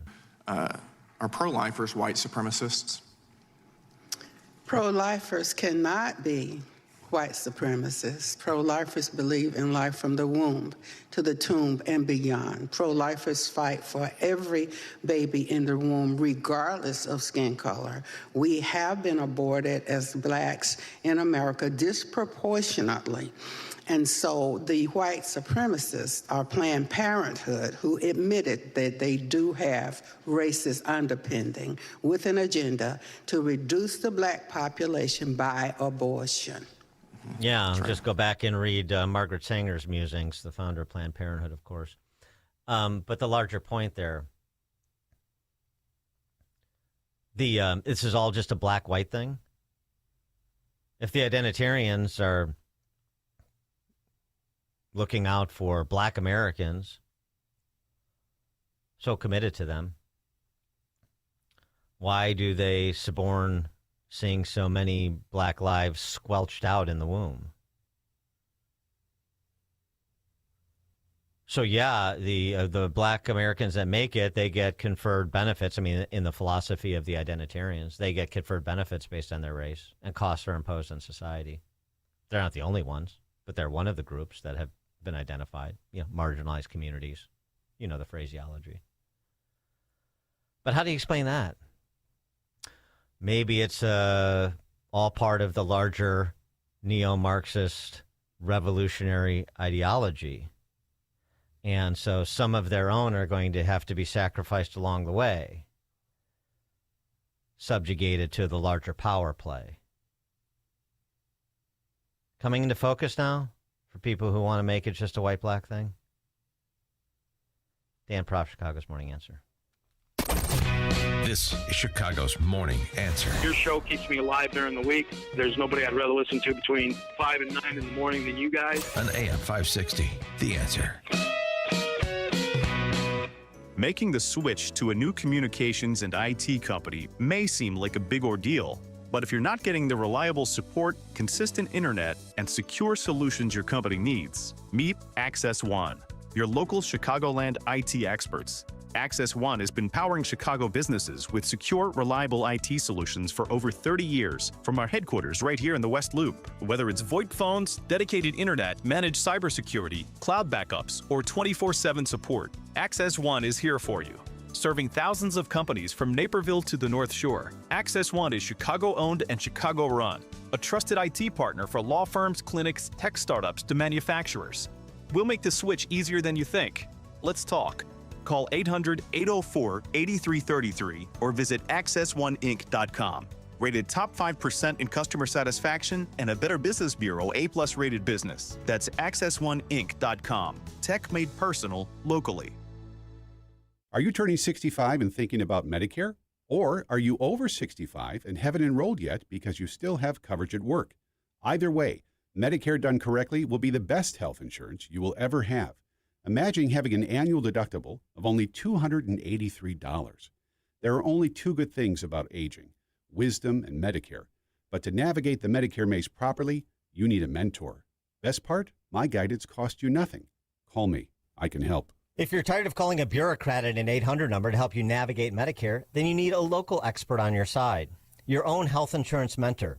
C. Stephen Tucker from healthinsurancementors.com is someone I know and trust. He's a 30-year licensed broker who's been educating our listeners for more than a decade. Steve, how can our listeners get in touch with you? Thanks, Dan. They can visit healthinsurancementors.com or call me directly at 630-674-1551. That's 630-674-1551. Your kitchen's outdated. Your bathroom feels cramped. Every day you wait, prices go up. And you keep living in a space that doesn't work. At Forever Remodeling, one team handles everything. Design, planning, and installation, start to finish. We show you your new space in 3D before we ever break ground. No surprises. With flexible financing options, the home you want is closer than you think. Visit foreverremodeling.com. That's the number 4, everremodeling.com to schedule your personalized in-home design consultation. On Salem News Channel, principled voices are shaping today's conversation. Scott Jennings brings clarity to the toughest debates. Josh Hammer's blistering commentary puts politics and culture on trial. And Alex Marlowe's insight connects us to what matters most. Watch anytime on Samsung TV Plus, Pluto TV, or find us on your screen at snc.tv. 3 new shows, 1 powerful lineup. Salem News Channel, across America. AM 560, The Answer. Speaking of blacks and whites and identitarians of all stripes on that side, coming together to subjugate black Americans. Property taxes in Illinois, one of my favorite stories. Not one of Tatiana Squire's favorite stories. Tatiana Squire is a recent home purchaser in Riverdale. I think she works for the CTA based on the photos of her in uniform in this piece that Fox Chicago did. She got a bit of a shock when she bought her house and the property tax bill came. For Tatiana Squire, this house represented something her family had never seen before, except for her grandmother. She's the first in her generation to become a homeowner. This is a surprise that I've been wanting to give y'all for so long. I got the house, Mommy. It's our house. I bought y'all a house. Last year, she bought this home on Clark Street in Riverdale, a place she hoped would give her 2 sons something she never had, stability. I was excited about it because I worked hard for it. I knew what I wanted for my kids. It's a peace of mind. My kids can play on the front. Then came a letter that stopped her in her tracks, a notice from the Cook County Assessor's Office. Inside, a new property tax assessment that she says changed everything. In February, I received a letter in the mail stating that, hey, come March, your mortgage will be going up to at least $3,700. That increase pushed her annual property tax bill to nearly $17,000, an amount she says she never expected when she purchased the home for $207,000. The property had been abandoned for years before it was rehabilitated, renovated, and sold. $17,000 property tax bill on a $207,000 house in Riverdale, which is about 12% of property value. Yeah, it's a real kick in the teeth, isn't it? At closing, property taxes were estimated and included in her escrow payments. But after the home was reassessed, the tax burden surged. The property tax bill that I have of $16,000, I should be in Naperville somewhere. Welcome to the party. Welcome to the party. I mean, I'm sympathetic to Miss Squire, but by the same token, I'm running out of empathy for people in Chicagoland who have the "I can't believe it happened to me" moment. It would have been nice. I mean, I am sympathetic to her plight here, but it would have been nice if if somebody would ask Tatiana Squire and others similarly situated, have you been paying attention? Have you been paying attention to what's happening in Chicagoland?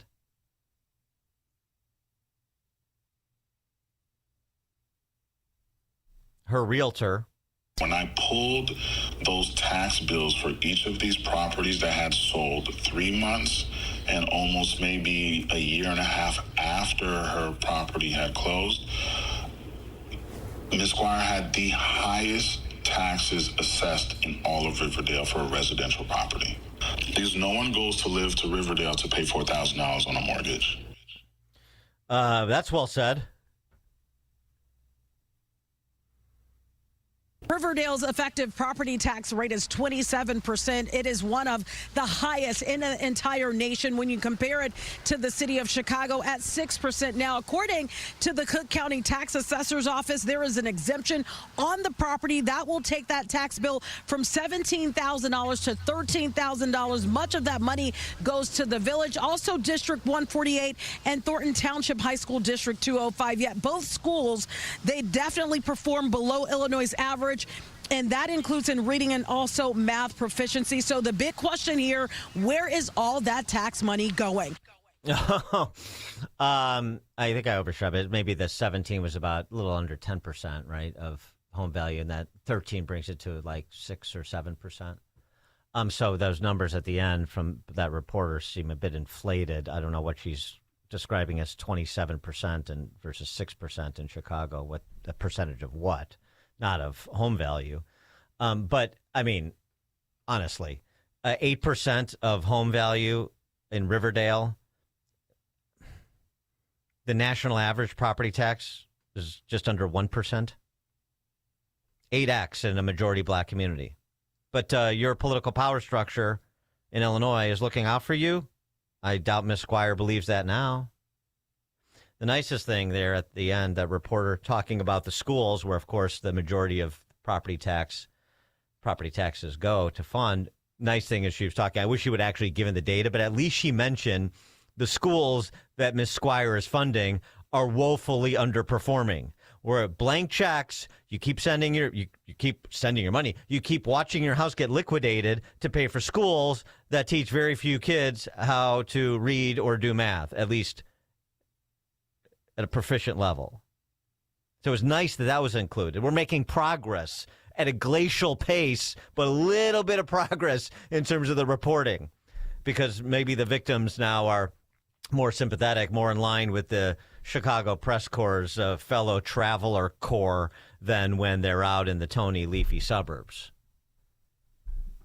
But yeah, Tatiana Squire, another example, but in addition to burning your property tax bills, maybe you start to spread the word.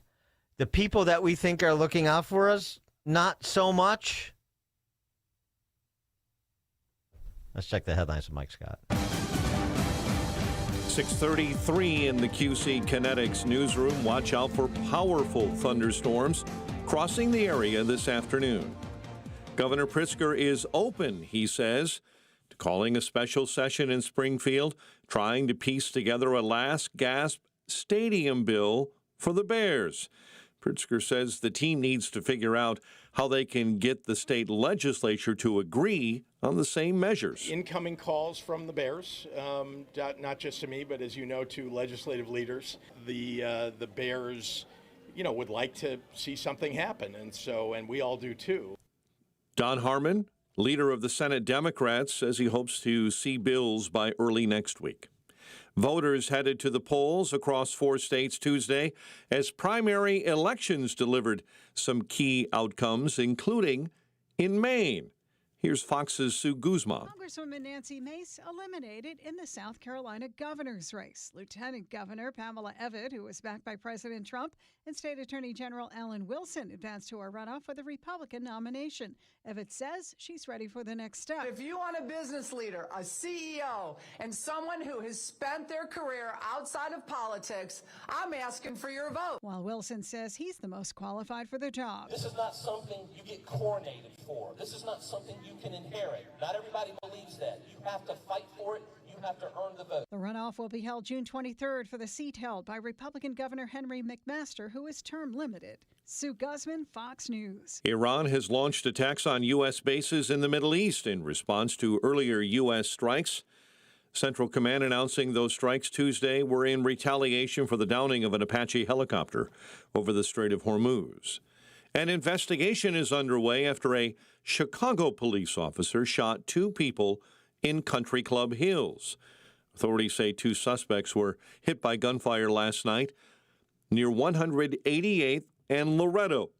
This morning, the city's Civilian Office of Police Accountability is investigating. And the head of the Chicago Public Schools will testify before Congress today. Education and Workforce Committee Chair Tim Walberg subpoenaed CPS CEO Macquillan King last month to appear at a congressional hearing alongside superintendents of the San Francisco Unified School District and the Loudoun County Public Schools in Virginia. Braden Montgomery hit a walk-off home run in his MLB debut in the White Sox 6-5 10-inning win over Atlanta, while the Cubs lost to the Rockies 7-3. The news, a service of the daily podcast of Chicago's Morning Answer and the Sean Thompson Show. Subscribe free at 560theanswer.com/podcast. A check of the roads in 2 minutes on AM 560. It's almost time for AM 560's annual golf outing, presented by Signature Bank. AM 560 is proud to partner with the Tunnel to Towers Foundation as they support America's first responder and military heroes to help America never forget 9/11. It's all happening on Monday, June 15th at McRae Memorial Golf Club in Barrington. Enjoy a full day of golf, meals, an awards reception, and a silent auction. Reserve your foursome today at 560theanswer.com/golf. Sponsored in part by Edward Jones Financial Advisor Nolan Webster and by real estate broker Ed Dring at leavingil.com. Everywhere you turn, it's plus, plus, plus. Retail chains, streamers, even our phones come with plus. And to think it all started with Hassellus Mattress, because nobody has more plus than us. Right now at Hassellus, get a Queen Beauty Sleep by Beautyrest Elm Cove A mattress. Others sell it for $1,459, but Hassellus has it for just $794. Plus, through Monday, you'll also get a free adjustable base. Plus, a huge selection of Beautyrest, Sealy Posturepedic, and other big name brands. Plus, free financing. Plus, free next day delivery and setup, plus free haul away and disposal of your old mattress, plus employee-free showrooms. Get all this, plus a whole lot more when you shop at Hassellus Mattress. Woo! All these pluses have me feeling nonplussed. Save big on Sealy Posturepedic, Beautyrest, and more every day from 9 to 9. Find an employee-free showroom near you or shop online at Hassellus.com. Do you owe $10,000 or more to the IRS like Mark? I've been doing home remodeling for 30 plus years, but the economy crashed. I wound up losing my home, losing my job, and on top of that, owing the IRS a ton of money. I owed the IRS $114,000. It really, truly was the worst part of my life. Then Mark found tax relief advocates. On news radio, I heard about TRA, and I thought, what's the worst that could happen? So I picked up the phone and I called them. When it was all said and done, TRA settled my $114,000 debt for $100, and I'm telling you, I was ecstatic. Could not believe it.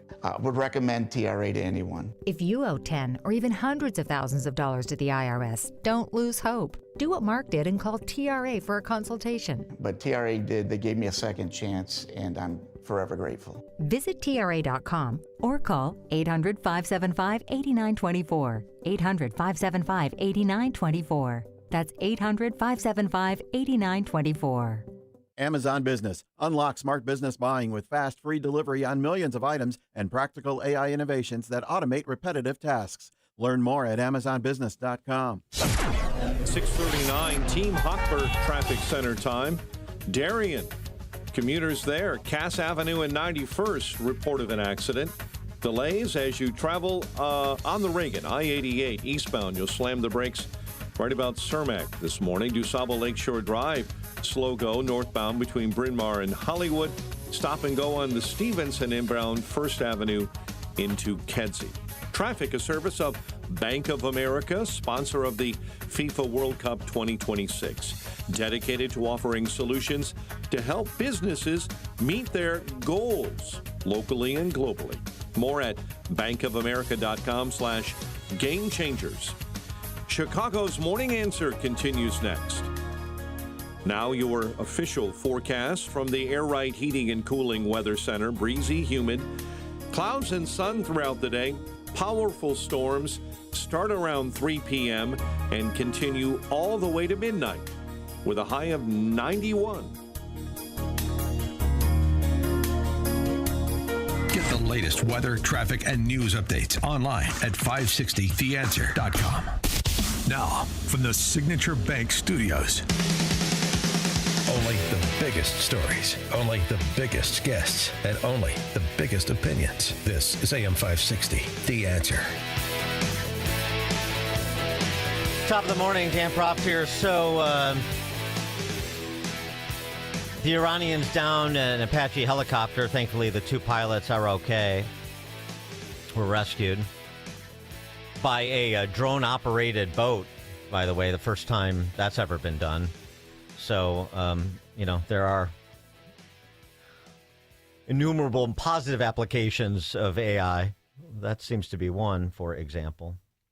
The emphasis on the response being proportional, the response of targeted strikes by the U.S. being proportional to the Iranians downing of this Apache. Jennifer Griffin reporting. Fox News. Sean, CENTCOM has just announced that the airstrikes targeting Iran have ended for now. 20 targets in total were struck. The strikes began at 5 p.m. Eastern. The initial targets included air defense systems and radars. Explosions have been reported at least 6 sites on Keshem Island, over Bushehr, Hamadan, and in Iran's port city of Sirak, near the mouth of the Strait of Hormuz, and also Bandar Abbas, one of the main oil terminal port cities. CENTCOM called the strikes defensive and proportional.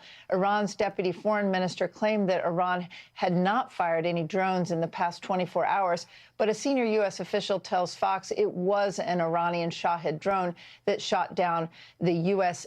Apache helicopter that had 2 Americans on board near the Strait of Hormuz yesterday. Wall Street Journal reporting this.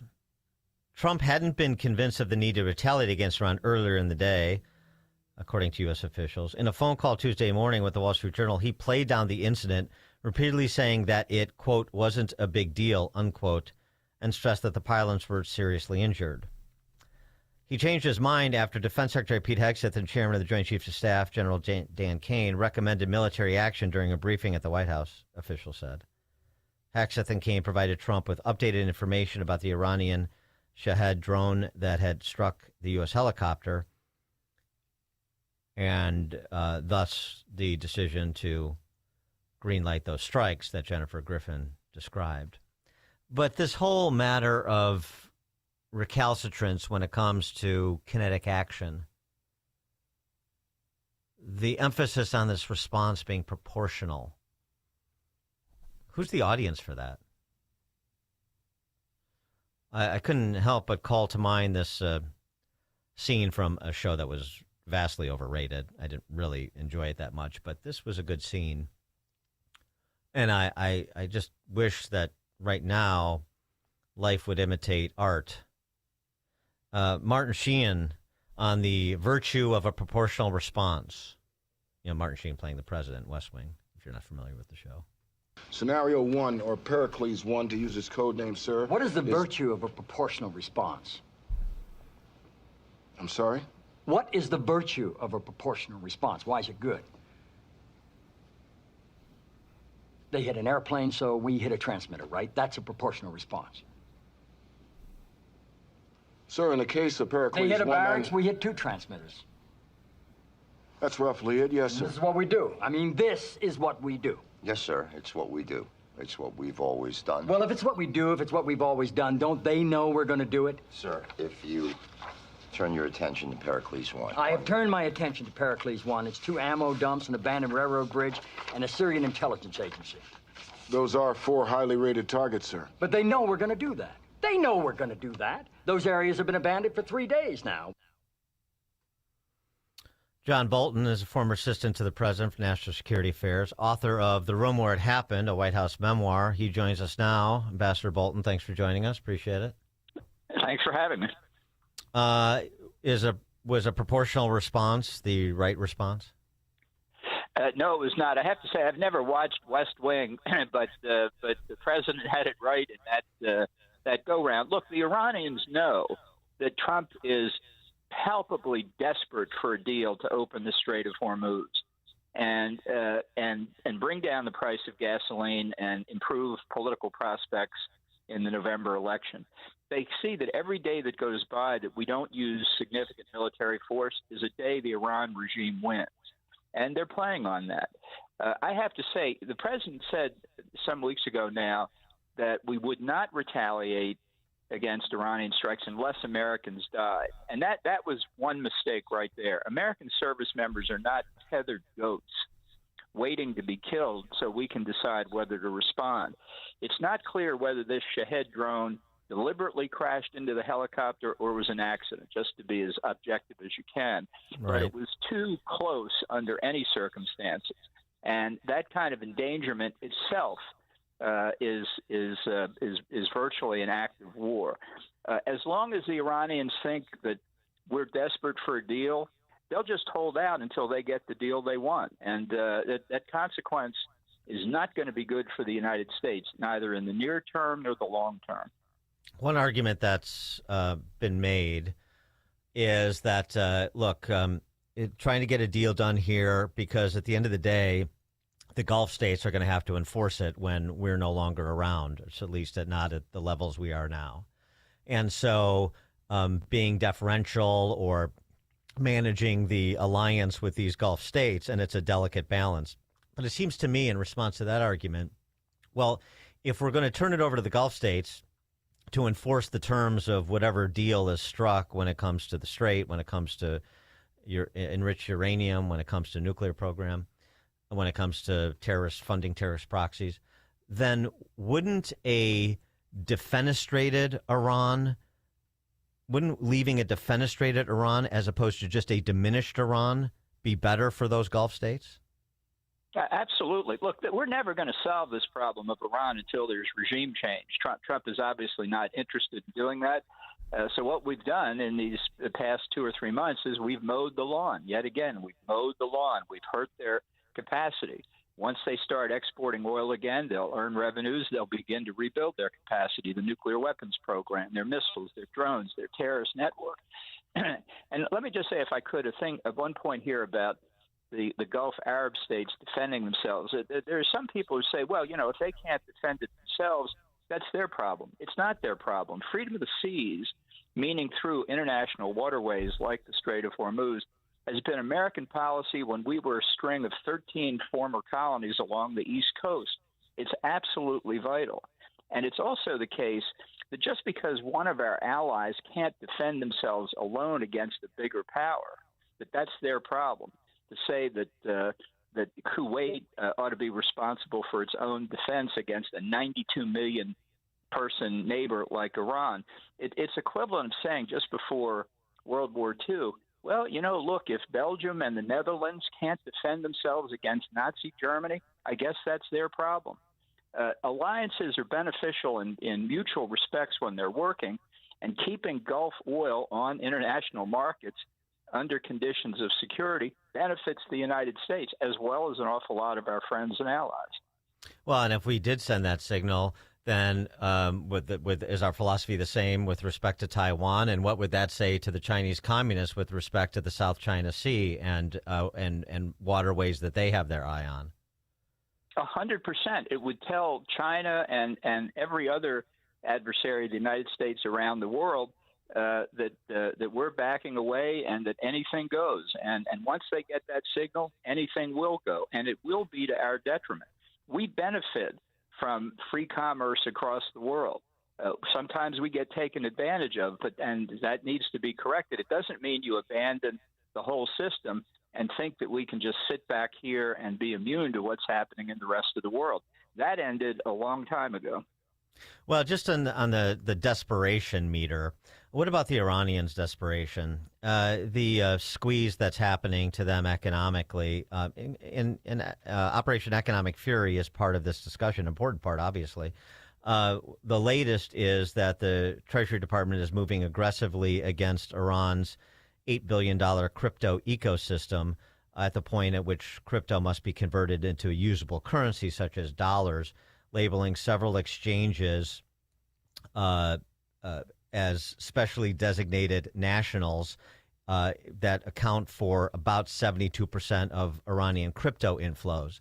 So using crypto to try to get around the financial system, to try to get around the sanctions, that will be less effective in the short term, it would appear, combined with the blockade, combined with the sanctions against individual, ayatollahs or individual mullahs and so forth. I mean, that is having an impact on the Iranian economy. They are getting squeezed both personally and as a country, and that squeeze is tightening. Yes, that's correct, and it's a very good thing to do. The blockade is very important. I would not eliminate the blockade, but here's one difference between the regime in Iran and the United States. They don't care about the well-being of their people. They care about regime preservation. You know, we have a thing in this country, comes out under different names, but it's the Index of Consumer Confidence. And politicians look at that Index of Consumer Confidence, and when it goes down, they say, my God, we're in trouble. What are we going to do? They don't have an Index of Consumer Confidence in Iran, and if they did, the regime wouldn't pay any attention to it. That's one difference between an authoritarian radical regime like we see in Tehran and the United States, and they play that against us too. So if you were advising the president at this juncture, your advice and counsel would be to do what specific things? Well, you could do one of two things. One, in the big picture, this ceasefire has been essentially beneficial to Iran. I would end it. I think there's zero chance Trump is going to do that. But less than that, I would use American military force, hopefully with our Arab allies, the United Arab Emirates and the Saudis who have struck Iran. I'd use force to open the Strait of Hormuz so that Gulf Arab oil can get out into international markets and help bring oil prices down. I'd keep the blockade against Iranian exports. And by using force, we would be reestablishing deterrence that would say to the Iranians in the future, don't try it again. Because if they emerge with some kind of diplomatic deal where they voluntarily agree to open the Strait of Hormuz, in the future, they're going to treat it like a light switch to turn commerce through the strait on and off. And that means we're going to be right back here at some point in the foreseeable future. John Bolton, former ambassador, U.S. ambassador to the UN, former assistant to the president for national security affairs, author of The Room Where It Happened, a White House memoir. John Bolton, thanks for joining us again. Appreciate it. Well, thanks again for having me. And you joined us on the alphawealthgroup.com answer line. Before you see it on TV, share it on Facebook, or read about it in the paper, hear it here first. This is Chicago's Morning Answer on AM 560. The Answer. Platform safety is critical at your commercial and industrial facility. Keeping people safe and meeting OSHA requirements isn't optional. That's why Vans Industrial offers free platform inspections by professional structural engineers who know exactly what to look for. Problems with platforms, ladders, or stairs can lead to costly fines or worse. Vans Industrial helps you meet OSHA standards to protect people in your facility. Hi, I'm Dave Van Camp, president of Vans Industrial. With decades of experience, I bring long-standing industry knowledge from inspecting, correcting, and replacing countless platforms to make facilities safer. Vans Industrial is a specialty contractor equipped to modify or replace steel catwalks, handrails, stairways, and ladders. Our union building trades professionals fabricate and install high-quality steel systems that create safer work environments. Call 833-VANS-IND for a free platform inspection by professional structural engineers. See what else we can do for you. Visit vansindustrial.com. That's VANS Industrial.com. Hey, if you're living with joint pain, listen up. Is your life filled with I can't raise my arms, I can't climb stairs, I can't kneel down, I can't take a long walk or golf with the guys? Today's a new day. Take action. A day to celebrate what you can do, and that's exactly what QC Kinetic patients are doing. Back to enjoying their lives again thanks to the innovative treatments offered at QC Kinetics. I've seen the results and personally recommend Dr. Caravelli and her team. So many of you have been through their life-changing regenerative treatments done right in the office. No missing work, no surgery, no long recovery, and the inflammation calms down. I want you to schedule a free consultation. You don't have to live a life of I can't. Have a conversation with my friends at QC Kinetics and tell them I sent you when you do. The treatments are natural. The consultations, again, complimentary. So don't watch summer pass you by again. Take action today. Schedule an appointment right now. Consultations are free. 312-827-6261 is the number. Again, 312-827-6261. Get to pain free this summer by calling QC Kinetics at 312-827-6261. You know I don't push products I don't believe in, so listen up because this one I love and recommend to friends and listeners. It's Virago Liquid Immune Support. Now I spoke with Dr. Hubert, the creator of Virago, and let me tell you, this man knows immune health like nobody's business. He explained to me the stronger your immune system, the stronger your body fights back against viruses, disease, inflammation, all of it. That's why he created Virago. It's a liquid immune boosting supplement packed with 23 powerful nutraceuticals working together in synergy. It's antiviral, anti-inflammatory, antioxidant, and even protects your heart, kidneys, and liver. And because it's liquid, your body absorbs it quickly. I mix Virago in my smoothies. I feel the difference, and you will too. So order your bottle of Virago today at myvirago.com. That's myvirago.com and use coupon code IMMUNE to save 30%. myvirago.com, coupon code IMMUNE. If you want unlimited talk, text, and data on a crazy fast network, Big Wireless will sell it to you right now for as little as $70 a month. Or you can buy it from Pure Talk for half of that. I'm talking about unlimited talk, text, and unlimited data for just $34.99 a month. Stop paying the big guys twice what you need to. Dial pound 250, say my name. That's pound 250, micro, to switch to Pure Talk, where the savings are truly unlimited.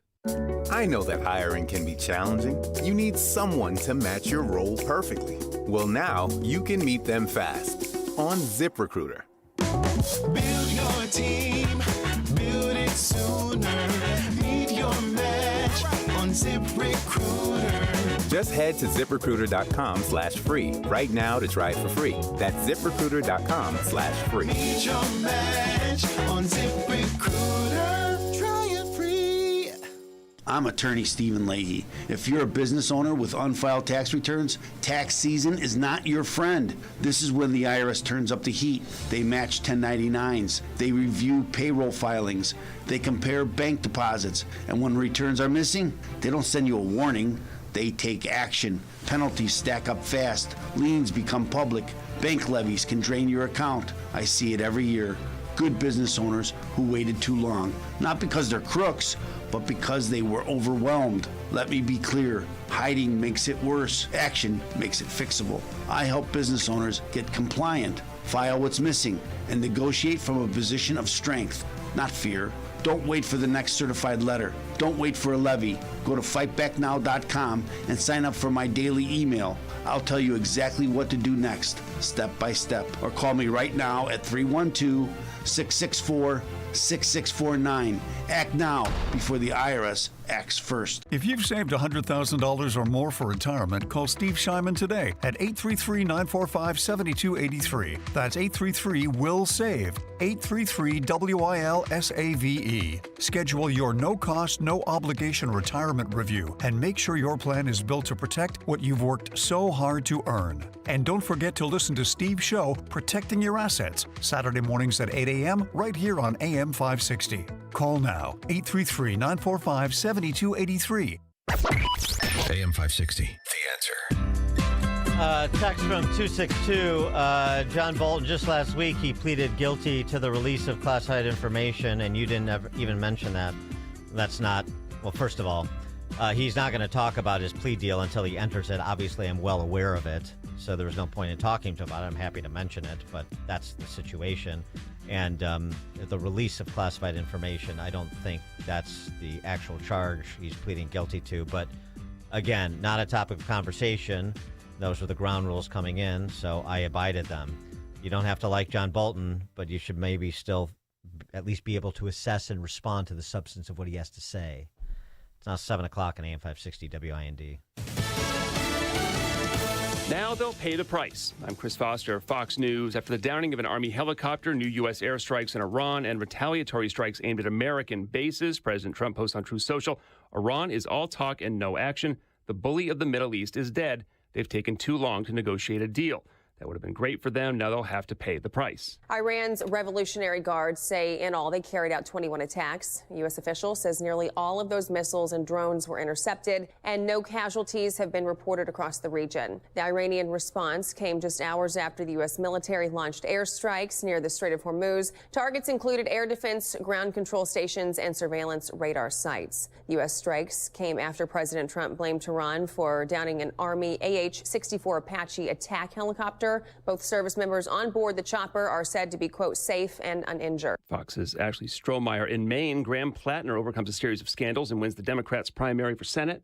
It is my job to earn your trust, faith, and support. He's trying to win the seat Republican Susan Collins has held since 1997. There are violent protests after a stabbing in Northern Ireland. Belfast was on fire last night. This morning, it smoulders and fumes. Reports of masked men burning families out of their homes. According to pastors, lawmakers and local leaders, victims were targeted because they were black. In part of the city, cars, homes and a bus have been torched. The trigger was a brutal knife attack on a man left with wounds to his eyes, face and back. A 30-year-old man, an asylum seeker from Sudan, has been charged with attempted murder. Jonathan Savage, Fox News. Ukraine's military hits targets deep inside Russia, including energy facilities and military industrial facilities. America's listening to Fox News. 72 degrees, sunshine at the moment in Chicago. I'm Mike Scott. In the QC Kinetics newsroom, Governor Pritzker says he is open to calling a special session in Springfield, trying to patch together a last-gasp stadium bill for the Bears. Pritzker saying the team needs to figure out how they can get the state legislature on the same page while improving communication with the Bears. There were some fumbles that occurred by the Bears, beginning with a press conference with the mayor of Chicago talking about a multi-billion-dollar stadium that they wanted to have built with taxpayer dollars. That's not something I was ever willing to do. His comments come after the Bears announced last week they're planning to advance their stadium project in Hammond, Indiana. One person is in custody following a crash involving a vehicle fleeing from federal police on Chicago's northwest side. The accident happened yesterday in the 3800 block of North Olcott. An investigation continues after a Chicago police officer shot two people in Country Club Hills. Authorities say the two suspects were shot last night by the officer near 188th and Loretto. The officer was hospitalized for observation. Those who were shot are in critical condition, and COPA is investigating the incident. Members of the Chicago City Council looking for answers from the Cook County court system, wanting more info on how people on electronic monitoring are being tracked. Alderwoman Silvana Taveras called the meeting. Whether you're a sheriff, a judge, or an alderman, you're a public servant, and you owe it to the public to not hide information and collaborate to find solutions. We can't solve big problems without first being open about the issues. A female bicyclist was struck and killed by a freight train in Grays Lake last night around 8 p.m. near the Grays Lake Metro station. White Sox 6-5 10-inning winners over Atlanta last night while the Cubs lost to the Rockies. The news, a service of the AM 560 Advantage. Join today at 560theanswer.com/join. A check of the roads in 2 minutes on AM 560. Alex Marlow sees a renewed Democrat Party. We're going to have a renewed focus on voters in Middle America and the South. How they do that, I don't know. No one knows. They certainly don't know. Do you think that a party that is run where its entire leadership is from the Manhattan area and all of its major presidential candidates seem to be from places like California, do you feel like that perhaps that party could be out of touch? Well, apparently it is. The Alex Marlow Show. Afternoons at 3, right before Sean Thompson at 4 on AM 560. The Answer. WIND, Chicago. We're living through a monetary crime scene, and your IRA or 401k is a key victim. Hi, Dr. Ron Paul here. In 1971, gold was $35 an ounce. After the dollar was cut loose from it, inflation soared. And in just 9 years, gold hit $850. People who diversified into precious metals survived and thrived. Today, we're in a worse position because we face inflation and massive debt. Fortunately, gold is still an option. My trusted friends at Birch Gold Group can help you own gold inside your retirement account. Plus, you pay zero penalties on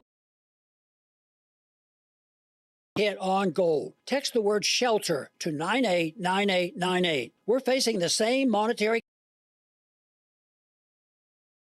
more debt. Get your free info kit from Birch Gold. Just text SHELTER to the number 989898. Town Hall News, where conservative voices cut through the noise from breaking headlines to fearless opinion. We report what matters without apology. Written by people who actually believe what you believe. Town Hall tells the stories the corporate press buries, from President Trump to Capitol Hill, from pivotal elections to your everyday lives. Join the movement at townhall.com. Real stories, real. Madison, Wisconsin area. Senior Software Engineers 2. Analyze, design, coordinate, and supervise development of software systems. Salary $130,894 per year. Programmer Analysts. Plan, test, and develop computer programs and specialized applications. Code software. Salary $100,339 per year. All positions require travel to various unanticipated U.S. locations as required, and some job duties may be performed from home. Must specify which position applying for. Send resume to Symphony Corporation at usha.shankar@symphonycorp.com. 7:07, Team Hochberg Traffic Center time, a service of the AM 560 store. Much more from your favorite AM 560 brands like Proft University and the Sean Thompson Show when you go to 560theanswer.com/store. Route 53, accident, left lane block. It's on the southbound side between Lake Cook Road and Northwest Highway. Reagan I-88 jammed solid on the brakes right at Cermak. Slow traffic on I-90 eastbound between Meacham and Route 53. And delays this morning on the Stevenson stop-and-go inbound first to Kedzie. Chicago's Morning Answer continues next. But first, a check of your latest weather forecast in our Air Right Heating and Cooling Weather Center. Today, expect a severe thunderstorm to develop later this afternoon. Otherwise, it will be breezy and humid with a mix of clouds and sun. Be prepared for thunderstorms that could bring hail and damaging winds. The temperature will reach a high of 92 degrees. I'm meteorologist Jason Caterina on AM 560, The Answer. Get the latest weather, traffic, and news updates online at 560theanswer.com. Now, from the Signature Bank Studios, this is Chicago's Morning Answer with Dan Proft on AM 560. The Answer.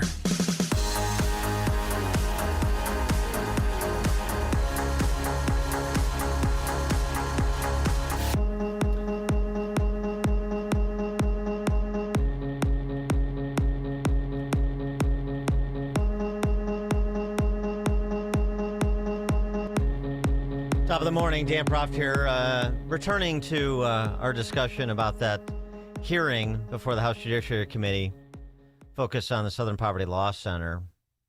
Brian Fair, their interim CEO, in the crosshairs of the of Jim Jordan and company.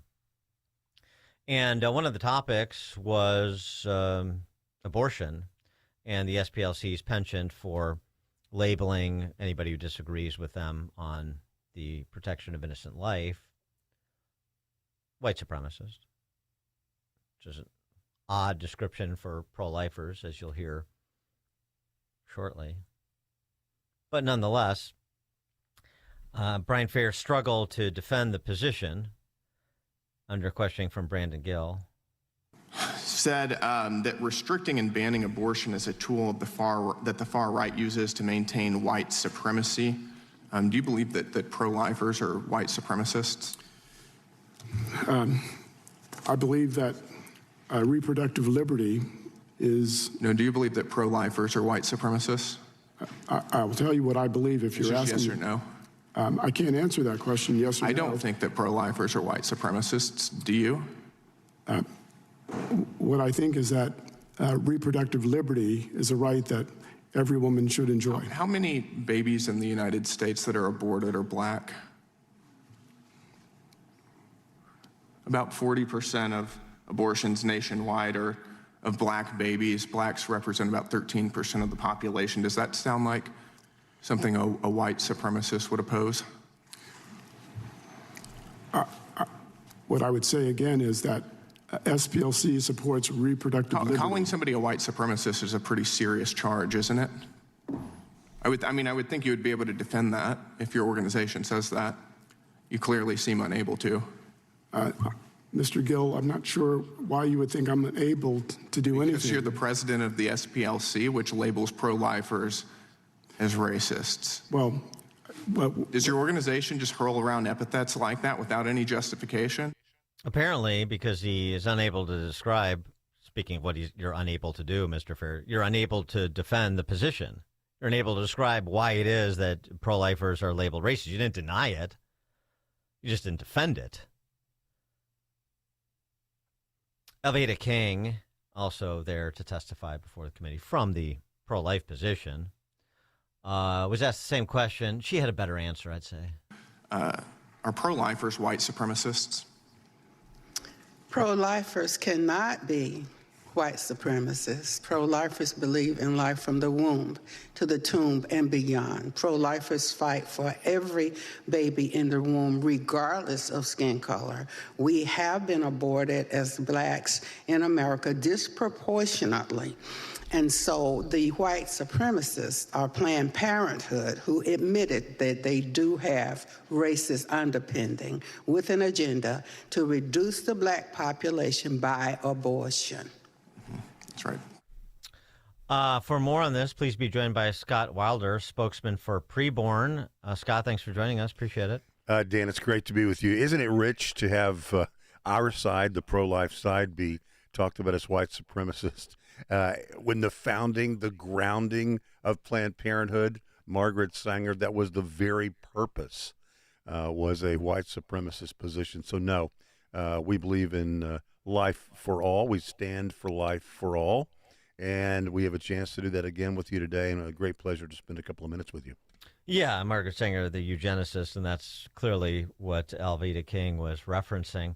The timing of this hearing, though, couldn't be better, and it's a reminder not only with respect to the SPLC, but the government agencies that they influenced over the years, including law enforcement agencies, including the IRS, to target pro-life organizations, nonprofits, not necessarily political, other than belief in the sanctity of human life, and acting in furtherance of that from a either a practitioner perspective or a policy perspective, but not partisan, and nonetheless the indignities that have been foisted upon so many pro-lifers and pro-life organizations, their influence in D.C. You know, we're down the hall at your sister station. Today we have just a couple of days to save as many babies as we can, and last year you were gracious enough to mention this. Our opportunity to save babies comes by just providing ultrasounds. At Preborn, we do this. We get zero public dollars, zero taxpayer dollars, charge zero for any services. 100% of what anybody gives goes directly to providing ultrasounds. We separately fundraise for administrative and overhead. So it's the purest thing I've ever seen in the pro-life community, to Stand for Life. Our 20th year doing this sounds. You double the likelihood a girl will choose life if you'll just give her an ultrasound. Whether you're in, the great state of Texas, my home state, Brandon Gill's home state, the pride of the 26th district, Brandon Gill is. There you go. Whether you're in the great state of Texas, very conservative on this issue, or if you're in the People's Republic of California or anything in between, it doesn't matter what the laws say. If once a girl sees her baby, she knows the truth. So we provide the truth wherever we can, including right here. And the efforts are great right here in Illinois to shut down the work that Preborn does, simply because we don't also provide abortions. We don't provide abortions. We Stand for Life. We provide free ultrasounds for girls and women. And when you do that, you don't have to do anything else, because the truth is so powerful, because the lie that it's not a baby, that lie has been so pervasive. Once they see the baby, they know that's not a clump of cells, that's a baby. And we just say, that's not just a baby, that's your baby. And so you can make a difference today. You don't have to make a lot of noise to make the biggest difference for life, just by providing ultrasounds. And give us and our audience the particulars on your campaign. Yeah. For every $28, you can help provide one ultrasound. $280 can help provide 10. If you want to provide an ultrasound machine, we placed 126 of those machines last year, more than 2 a week. That's a $15,000 one-time gift. I know I couldn't either, but the rest of us could do maybe $28 a month. Can help provide one ultrasound a month, saving a baby a month for less than $1 a day. The phone number is 833-850-BABY. If you want to remember it, if you want to dial it, I like the digits. 833-850-2229. Or if you go down the internet hall just to our sister station website, to 1160hope.com. 1160hope.com. You can handle it all right there. We're excited to do it, Dan. You're a great champion for life. Even when we're not here, we listen, we cheer you on, and we thank you for the opportunity to talk about it. Oh, pleasure.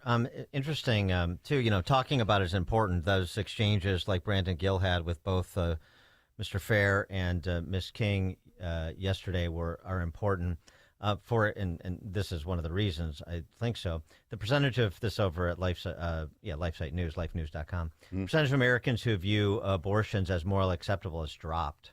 Americans who say killing babies is morally acceptable dropped to 49% this year, down from a high of 54% in 2024. The survey found a full 4 in 10 Americans say abortion is morally wrong.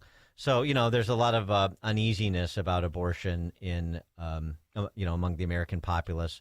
A lot of people sort of in the middle, to be certain. But, the more you have conversations like this, the more like what Preborn does is present the reality to people. This time in a positive, the way you do it, in a positive way. This is a life. The more you start to move hearts and minds, and that's ultimately what has to happen. It really has everything to do with the truth. If I could tell you a quick story about a girl named Sarah. Sarah came in, and we talk about, no judgment, man. We don't wag a finger in the face. We put an arm around the shoulder. It's the beginning of a 2-year-long mentorship that includes free services like free maternity clothes, baby clothes, diapers, strollers, cribs, formula, parenting classes, counseling, on and on it goes. Everything is begun with the ultrasound you provide today. And we say, hey, no judgment. I mean, you may not, sometimes girls don't decide to choose life. So Sarah, a girl named Sarah, comes into a preborn center. She loves the place. People are very nice to her. She gets her pregnancy test. Yes, she's pregnant. A free pregnancy test. She gets her free ultrasound. She sees everything. She thanks them at the end of the appointment. Then she says, but I am going to keep that other appointment. And that's sort of where the rubber meets the road. What do you do now? You talk about no judgment. What are you going to say? Let me tell you what the preborn folks said at the preborn center. They said, we're here. We're not going anywhere.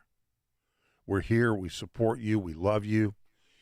If you go and keep that appointment and you need help down the road next week, next month, next year, or tomorrow, we're here. We're not going anywhere. She thanked them. And she turned around and she walked out the door, and they didn't see her again for about a year when she brought her baby back.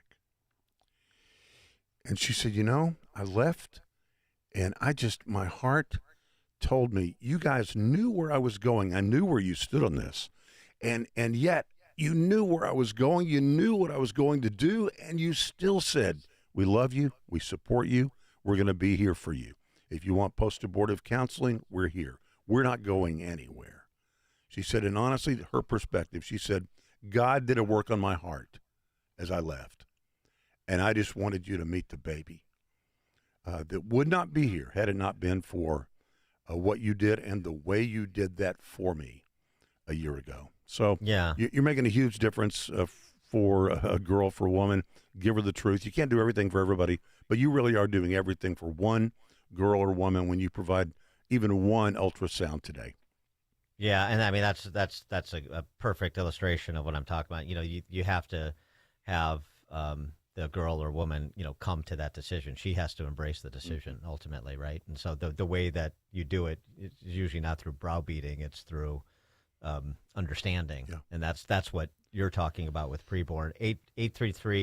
833-850-BABY, or visit 1160hope.com or /baby, or 560theanswer.com/baby for our station and obviously our sister station.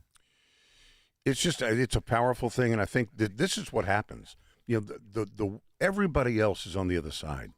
So many times liberals will join us in good causes. They'll join us in digging wells, purifying water, building cinder block houses, feeding the hungry, clothing the naked. But amazingly on this, not only do they not join us in this, they actively work against us in this. And so this is sort of an inside job. If we don't do it, it's not going to be done.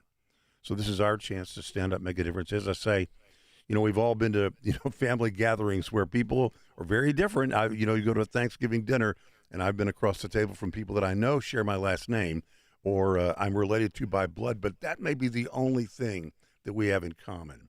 Mm-hmm. Sometimes I've chosen or wanted to choose to sit at the kids' table, wherever everybody gets along. But, you don't have to get an argument. You don't have to do anything. You just provide an ultrasound. Don't have to be loud. Don't have to stand on a street corner. Don't have to, quote, irritate anybody. Don't have to hold a bullhorn. Just provide the truth. And that's why those numbers are changing. Because as people see the truth, I've never thought of women so much as abortion-minded as if they are abortion-vulnerable. They're vulnerable to the lie. It is a convenient lie. It's a lie that I would want to believe if I were in a desperate situation like that. Because if it's not a baby, then this choice I'm about to do or make is not going to be what it actually is. But once you provide the truth in the form of the ultrasound, and that's certainly true for the girl or the woman who's in the middle of the griddle, but it's also true for the rest of us, as you see that it is a baby. Science is catching up to what faith has known for a long time. This is a baby. And once she sees her baby, we've had girls walk in and say, afterwards they'll say, yeah, I walked in and I was like, no way am I going to have a baby. And they walk out after they see their baby, after they're introduced to their baby for the first time by the ultrasound you provide today. And they say, you know what, I came in thinking no way, and I'm walking out thinking I can't wait. Yes, follow the science, to borrow a phrase. It is true. To support Preborn's efforts, as Scott has been describing, again, the number 833-850-BABY, or our site, 560theanswer.com/baby. Scott, any parting thoughts? No, I just say don't put it off. It's if I delay, I get distracted. I know we live in a very, very busy world. But if you have some kind of tug or some kind of whisper in your ear right now to do it, you can always do more later if you want to. But if you want to just save just one baby today at $28 or 10 at $280, we just have today to save 250 babies. And Dan, you're a hero for life, and I appreciate the chance to be with you today. Scott Wilder, he is spokesman for Preborn. We've been discussing, again, the number 833-850-BABY. or the site 560theanswer.com/baby. Donate now. Scott, thanks so much for joining us. Appreciate it. Great pleasure, Dan. Thanks. Hear about the big stories of the day, then talk about them right here on Chicago's Morning Answer on AM 560. The Answer. Platform safety is critical at your commercial and industrial facility. Keeping people safe and meeting OSHA requirements isn't optional. That's why Vans Industrial offers free platform inspections by professional structural engineers who know exactly what to look for. Problems with platforms, ladders, or stairs can lead to costly fines or worse. Vans Industrial helps you meet OSHA standards to protect people in your facility. Hi, I'm Dave Van Camp, president of Vans Industrial. With decades of experience, I bring long-standing industry knowledge from inspecting, correcting, and replacing countless platforms to make facilities safer. Vans Industrial is a specialty contractor equipped to modify or replace steel catwalks, handrails, stairways, and ladders. Our union building trades professionals fabricate and install high-quality steel systems that create safer work environments. Call 833-VANS-IND for a free platform inspection by professional structural engineers. See what else we can do for you. Visit vansindustrial.com. That's VANS Industrial.com. If you're looking to purchase a new home or refinance your existing home, you need to call Team Hochberg, your trusted local lender. Zeke, self-employed, called to refinance his $1 million home after being rejected by 3 lenders. Zeke contacted me after hearing me explain how I helped another self-employed listener who was also rejected due to lack of income. I helped Zeke secure an $800,000 cash-out refinance using the 12-month average of Zeke's business bank statements. Let's review. Zeke called to refinance his home after being rejected by 3 lenders, and we help Zeke refinance using the deposits into his business bank statements. If you're self-employed and want to work with mortgage professionals who understand self-employed borrowers, call Team Hochberg at 855-563-2843 or visit 56steven.com. Team Hochberg's helped thousands of self-employed listeners, but we can't help if you don't call 855-563-2843 and that website you love, 56steven.com. Atlantic Coast Mortgage, Equal Housing Lender, NMLS 643-114.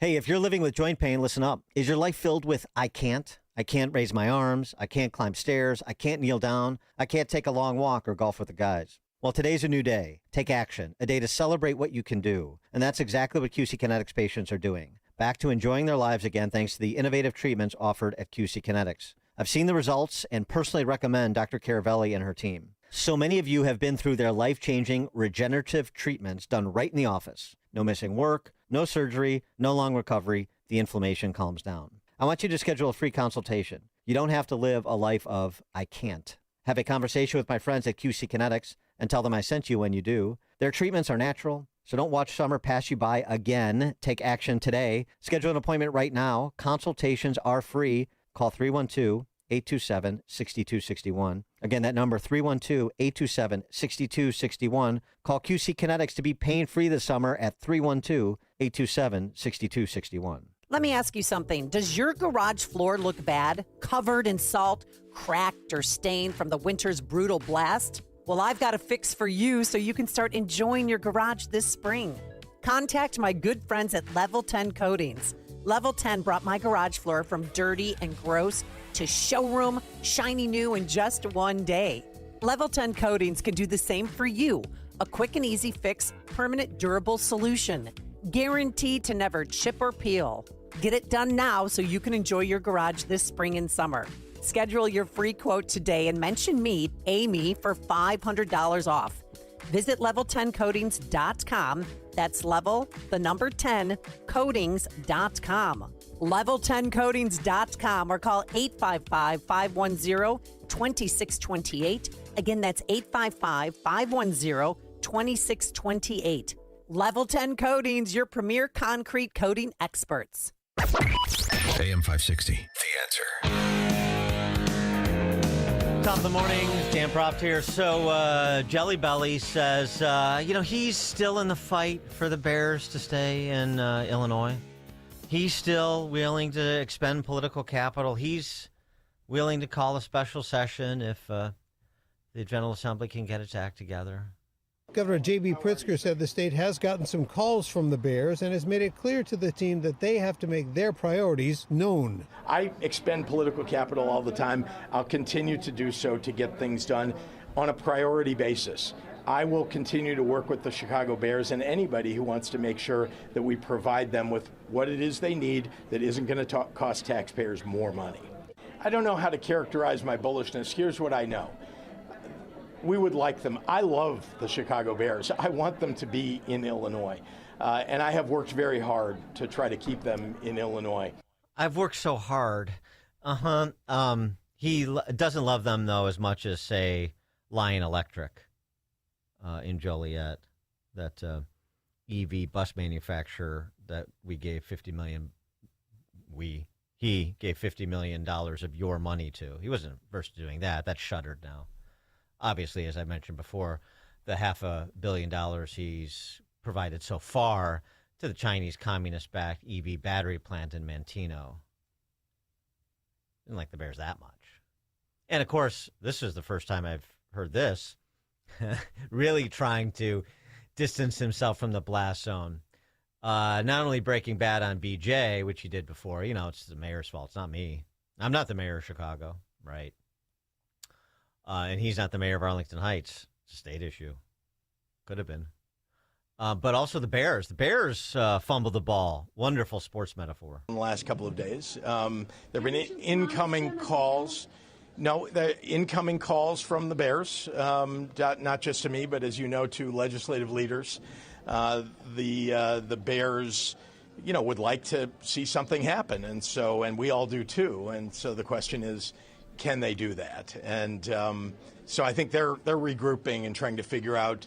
As you know, I think the Bears had to run from the very beginning of this thing. They had to run a kind of a tight play to make it work because of all the challenges that are put upon the people of Illinois right now. The number one thing is not providing a multi-billion-dollar stadium for a professional team, but instead meeting the needs of everyday folks. So from the beginning, of course, there were some fumbles that occurred by the Bears, beginning with a press conference with the mayor of Chicago talking about a multi-billion-dollar stadium that they wanted to have built with taxpayer dollars. That's not something I was ever willing to do. They never asked. They just held a press conference. That was the start of some of the fumbles. Then, as you saw, they came into the session without a complete plan. And then there was a lot of talk. What location do they want to be in? Do they want to be in Chicago? Do they want to be in Arlington Heights? Do they want to be in Hammond? And then, of course, they didn't show up for the end of session. You got to work the hallways, as you know, in a very, very busy session. You've got to really talk to every legislator if you want to get something done, and they needed something big done. But from the very beginning, Marianne, the very most important thing to me was protecting the taxpayers and making sure that we weren't spending. Of course, he's always protecting the taxpayers. So what are these challenges that Illinoisans face that you're describing? You've been governor for 8 years. Running a tight play. They bought Arlington Park in 2021, as we discussed with Mike Braun on Monday. It's had 5 years. Just dithered and dithered and dithered to make a decision to try to secure the Bears. I mean, there's no matter of principle at stake here because of just a couple of examples. There are many more that I mentioned. So what's really going on here? What? They weren't properly deferential to you? They didn't call you? This isn't about protecting taxpayers. Nothing in Illinois is about protecting taxpayers. Are you kidding? He is kidding. Only someone, the only place someone as inept as J.B. Pritzker, only place somebody like this could get away with that rap is Illinois. And he probably will. Coming up at 7:37, we'll talk dollars and cents on a national and international scale with economist Stephen Moore. Now we check the headlines. 77 degrees, sunshine right now, storms on the way for the afternoon. I'm Mike Scott in the QC Kinetics newsroom. Iran has launched attacks on U.S. bases in the Middle East. U.S. Central Command announced those strikes Tuesday in retaliation for the downing of an Apache helicopter over the Strait of Hormuz. Both crew members on board the helicopter were rescued. Now there are reports of Iranian attacks on sites in Jordan, Bahrain, and Kuwait. This all comes a day after Trump had suggested that a peace deal with Iran could be possible within the next 2 or 3 days. I'm Mark Mayfield. Republican California gubernatorial candidate Steve Hilton apparently has won his party's primary and will be facing off against former Health and Human Services Secretary Javier Becerra in November in the race for the California governor's office. Hilton last night on Fox News. In November, in the general election, everyone in this state will have the chance to vote for real change. It's not going to be two Democrats. You're going to be able to choose. Do you want another 4 years, more of the same costs and incompetence and corruption from the people who've been in charge, or do you want something new? Hong Kong authorities have charged 7 people and 2 major construction companies with offenses, including manslaughter, in the city's deadliest fire in decades. The blaze engulfed 7 apartment buildings and killed 168. An investigation is underway after a Chicago police officer shot 2 people in Country Club Hills. Authorities say the suspects were shot last night near 188th and Loretto. Both are hospitalized in critical condition this morning. The officer is also hospitalized. The city's Civilian Office of Police Accountability is investigating. And the head of the Chicago Public Schools will testify before Congress today. Education and Workforce Committee Chair Tim Walberg subpoenaed CPS CEO Macquillan King last month to appear at the hearing alongside superintendents from San Francisco and Virginia. Braden Montgomery hit a walk-off home run in his MLB debut in Chicago's 6-5 10-inning win over Atlanta yesterday. Cubs lost to the Rockies 7-3 at Coors Field. The news, a service of the daily podcast of Chicago's Morning Answer and the Sean Thompson Show. Both shows, limited commercials, 560theanswer.com/podcast. A check of the roads in 2 minutes on AM 560. The Sean Thompson Show. I don't care what they are. A doctor, a lawyer, a butcher, a baker, or a candlestick maker. If they're a Democrat, they're a frickin' criminal. They do nothing. Good for nothing. They cannot tell the truth. They pretend to be what exactly? Anything other than what they are. The greatest political mafia this country's ever seen. The Sean Thompson Show. Weekday afternoons at 4 on AM 560. The Answer. Each morning, the newsmakers and the newsbreakers shaping today's conversation are heard on the AlphaWealthGroup.com answer line on Chicago's Morning Answer. When you need answers about what's happening in your world, you turn to AM 560 The Answer. And when you need answers about how to prepare for and protect your retirement, you turn to the Alpha Wealth Group, now the proud sponsor of the AM 560 Answer line, right here on Chicago's source for news, opinion, and insight. AM 560 The Answer. If you're over 65 and struggling with knee pain, Joint Relief Institute offers a guaranteed way to treat it. It's non-surgical and often covered by Medicare and private insurance. It's JRI's Joint Arthritis Treatment, knee lubrication placement that's so accurate it's 100% guaranteed and can relieve your knee and shoulder pain in 10 minutes or less. Book your risk-free consultation today and get back to walking, golfing, pickleball to cycling without pain or medication. Call 708-315-6800. Meet the provider, get an x-ray and joint consultation. Why wait? JRI has treated over 30,000 Chicagoans and performed over 400,000 procedures. You could be next. Over 5,000 5-star Google reviews can't be wrong. Stop living in pain. Call the Joint Relief Institute today, 708-315-6800, or visit jointreliefinstitute.com. Locations in Glenview, Oak Brook, and Orland Park. That's 708-315-6800 for the Joint Relief Institute. Medicare and most private insurance plans accepted. Have you ever wondered, with all the different religions and interpretations of the Bible, how you can be sure that you're on the right path in your spiritual journey? The powerful new book, You and God by Peter Philippi, helps you answer this question and discover how to establish a truly personal relationship with God through biblical understanding and faith. Get your copy of You and God by Peter Philippi today by visiting pbmusa.org. That's pbmusa.org. Amazon Business. Discover smart business buying where unmatched selection meets AI-driven tools to simplify complex processes so you can focus on what matters most. Learn more at amazonbusiness.com. 7:39, a check of the roads. Team Hochberg Traffic Center time. The outbound Eisenhower has an accident, right shoulder, right at Central, and the inbound Ike jammed up right near the Tri-State with an accident on the left-hand shoulder. Kennedy outbound jammed up at Ogden Avenue with an accident on the right-hand shoulder, and the Kennedy inbound slow and go Edens Junction all the way to Lake Street. Traffic, a service of Bank of America, sponsor of the FIFA World Cup 2026, dedicated to offering solutions to help businesses meet their goals, locally and globally. More at bankofamerica.com/game changers. Chicago's Morning Answer continues next. But first, a check of your weather forecast in the Air Right Heating and Cooling Weather Center. Breezy and humid, clouds and sun this morning. Chance of severe storms later in the day with a high of 91. Get the latest weather, traffic, and news updates online at 560theanswer.com. This hourly segment is brought to you by Goldilocks, offering 24/7 security solutions for homes and businesses. Call them today at 708-889-5600. Now, from the Signature Bank Studios.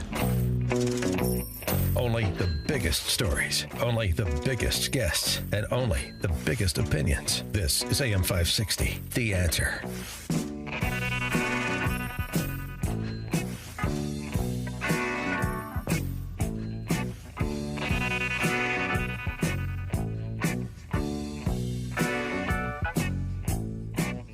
Top of the morning, Dan Proft here. I don't know that this argument is going to carry much weight, but offer it anyway.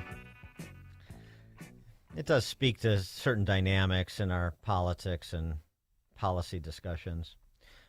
Steve Moore's organization there, Unleash Prosperity, posted this little analysis on gas prices.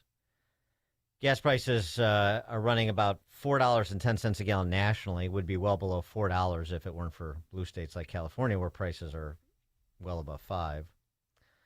But the more interesting thing is looking at average real gas price by administration, real, so adjusted for inflation, April 2026 dollars.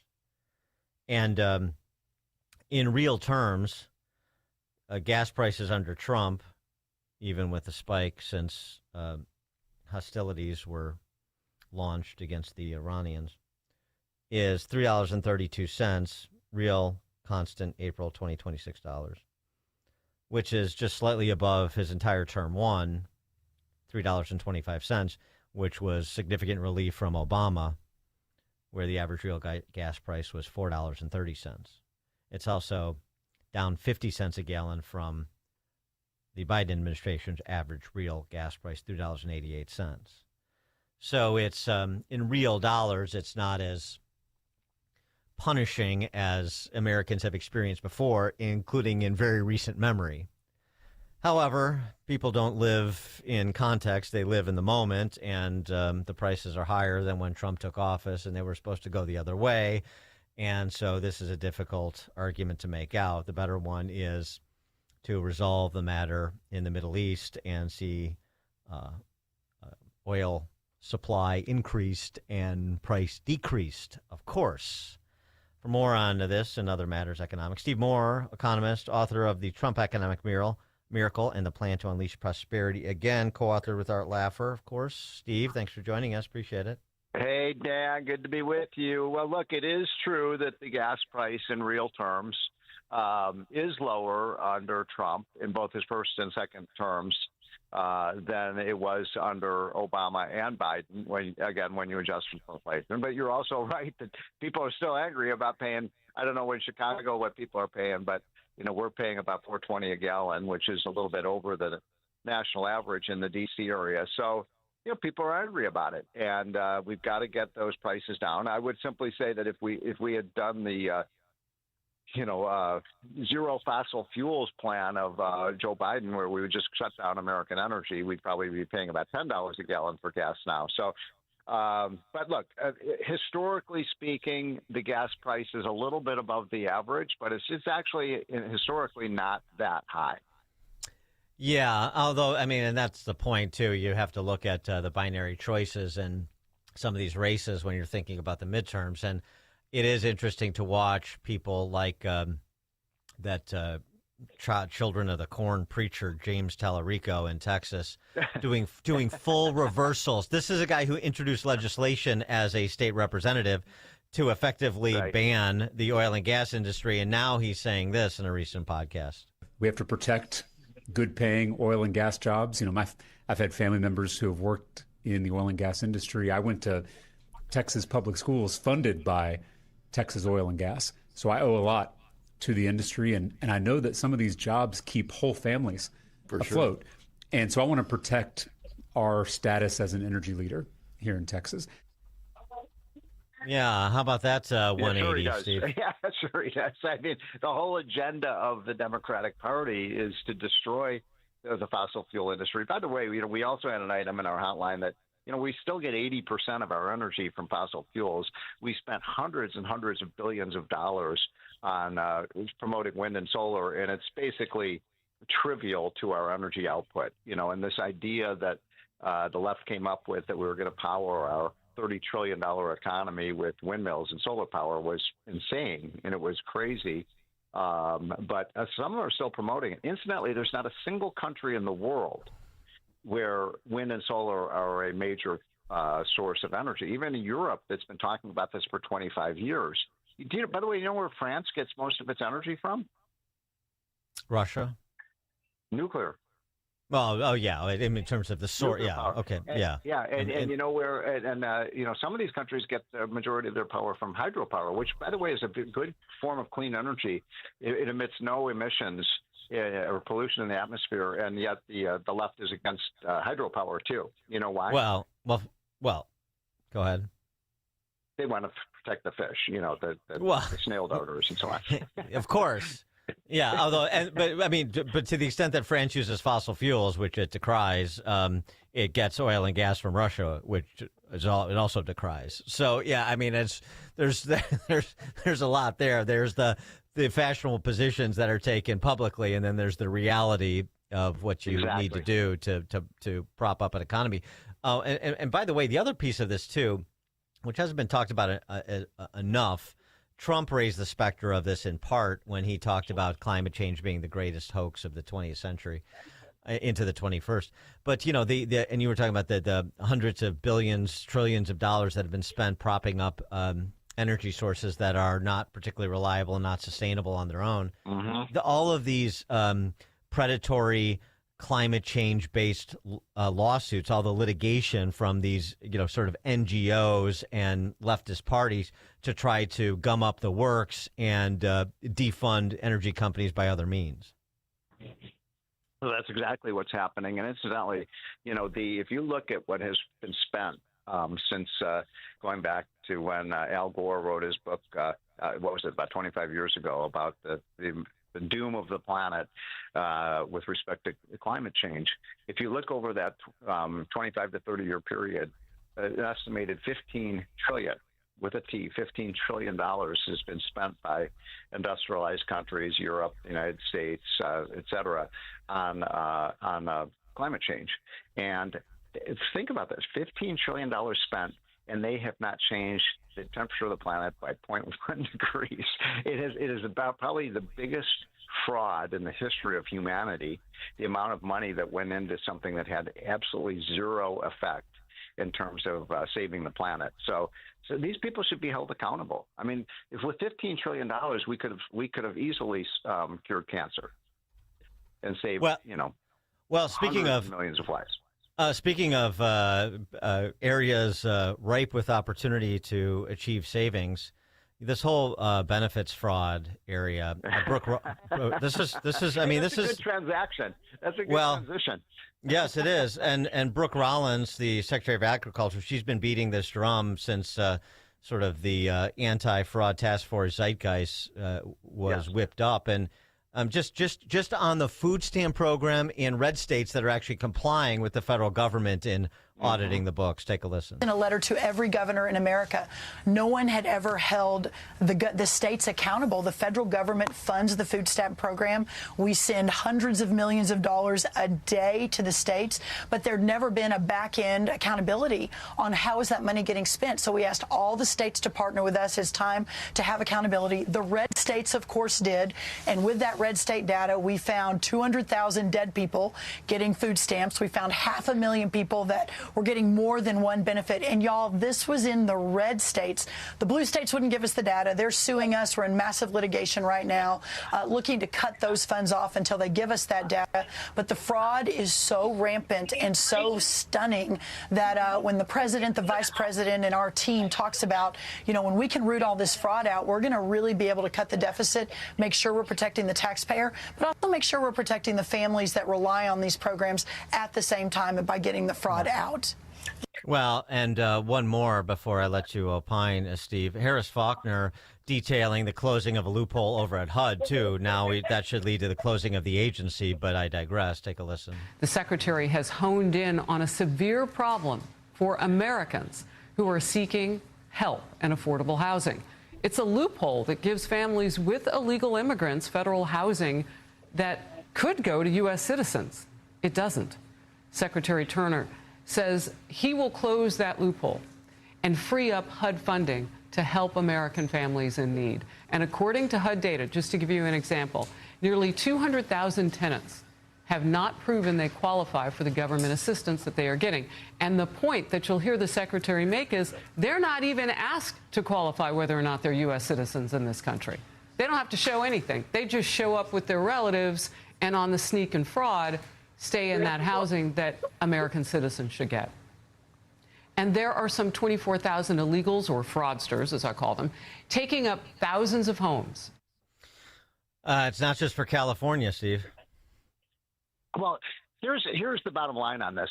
The reason that states like Illinois and California and New York and New Jersey and Maine and Vermont and Oregon are not doing anything about reducing the fraud is they want the fraud because they see it as free money to their states. And you see governors like Pritzker saying, oh, food stamps are great. They stimulate our economy. Well, yeah, if you have criminals getting all the money and then they're spending the money in the state of Illinois, it is a, quote, stimulus, but it's costing our economy hundreds and hundreds of billions of dollars, perhaps trillions. I think we could actually cut our budget deficit in half if we just got rid of the fraud. But the Democrats have shown absolutely zero interest. My favorite one, I think I mentioned this on your show a couple weeks ago, is California is now covering Medicaid for exorcisms. Yes, that's right. Well, for people who can't afford exorcisms. Tribal dances and all this stuff, healing power of tribal dances. So it just shows the waste is so rampant, and yet all the Democrats are talking about is raising taxes. They have zero interest in fighting the fraud. It is an epidemic in states like, well, look at Minnesota. We know hundreds of millions of dollars were just stolen by fraudsters, and yet the left and the media blame the whistleblowers who are exposing the fraud, not the people who are committing the fraud. Well, speaking of raising taxes, Steve, last week Trump jacked up tariffs, that's a tax, from 10% to 12.5% on some 60 countries that he accused of engaged in forced labor. Right. And your response? Yeah, I mean, look, I don't like forced labor. I don't like slavery. I don't like people. Yes, of course. But I don't like tariffs either. So I'm not a tariff guy, as you know, and I think it actually has had a negative effect on the U.S. economy overall. It has probably contributed a little bit to inflation, but the tax cuts actually reduced inflation, so it kind of is a wash. But, the fact is Trump is going to have to they're going to start having to send these refund checks out. And the Trump administration has been very reluctant to do it, but the taxes were collected illegally, so they have to be returned. So, look, I know people have very different attitudes about the tariffs. I think that if you use it as a negotiating tactic to get other countries to bring their tariffs down, and Trump has done that to some extent, they can be a good negotiating tool, but they're not a great way to have industrial investment. In fact, we're imposing these tariffs on steel and aluminum and fertilizer and so on, and we've got shortages of those. So that's actually going to lead to higher prices if we continue to impose those tariffs. There's a big shortage of not just oil but fertilizer that goes through the straits, and the farmers are really suffering from that. So I'd like to see those tariffs be brought down. Stephen Moore, economist, author of The Trump Economic Miracle and the Plan to Unleash Prosperity Again. Steve, thanks as always. Oh, wait, but Dan, wait, question. Yes. Please tell me it's not going to be the Hammond Bears, is it? No, it'll be the Chicago Bears. They'll just be playing in Hammond. I can't believe what incompetent leadership in Illinois and Chicago. Now Indiana has 2 NFL franchises, and Illinois has 0. Talk about red state versus blue state. It's it should be self-explanatory, although for some reason I don't think it is to a majority of the Illinois electorate. They're just unreachable. I'm heartbroken. It's going to be a devastation. It's bad for the NFL. It's bad for Bears fan. It's bad for Chicago. And I'm just disgusted with the leadership of that state. All right, you got your. I hope that was cathartic for you. Yes. It was. I'm glad I got that off my chest. Very good. Steve Moore, take care. He joined us on the AlphaWealthGroup.com answer line.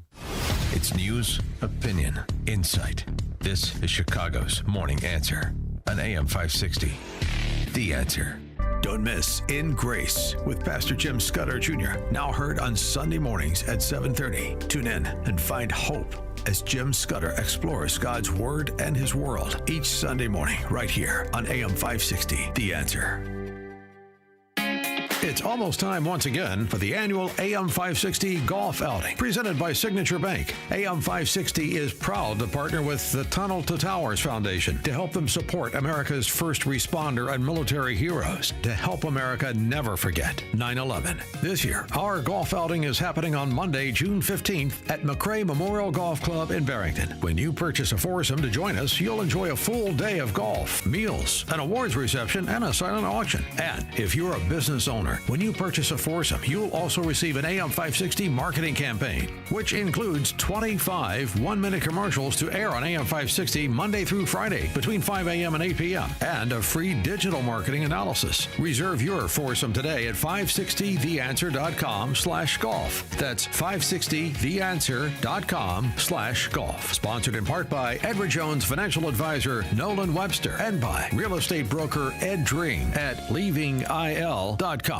Do you owe $10,000 or more in credit card debt or personal loans? With credit card debt at all-time highs, Debt Relief Advocates is urgently notifying consumers of debt relief now being made available, designed to aid consumers with out-of-control credit card debt. Those who qualify and enroll for this relief program will only have to pay back a fraction of what they owe. This is not bankruptcy or a debt consolidation loan. This is a relief program that credit card companies would rather you not know about, as it ends your debt nightmare and saves you lots of money. Consumers owing at least $10,000 in credit card debt or personal loans can now take advantage of this debt relief as the cost of living skyrockets. Debt Relief Advocates has established a relief hotline for you to call to learn what debt reduction you may qualify for, so don't wait. For this free information, call the Relief Hotline at 800-522-2174. 800-522-2174. 800-522-2174. Join Illinois Right to Life at the biggest pro-life night of the year. Our annual Leaders for Life Gala will be held on Thursday, June 18th at Drury Lane Theater and Events in Oak Brook Terrace, Illinois, and will feature big names like detransitioner and pro-life advocate Chloe Cole and Congressman Bob Onder, sponsor of the Chloe Cole Act in Congress. Plus, experience our Pro-Life Expo and enjoy an open bar during the cocktail hour starting at 6 p.m. Come together with Illinois pro-lifers from across the state to hear about the Illinois Pro-Life March, Project Love, and so much more. AM 560 listeners get 50% off the ticket price with the code AM560. To get your tickets, head to IllinoisRightToLife.org/gala. That's IllinoisRightToLife.org/gala. This will be a night to remember.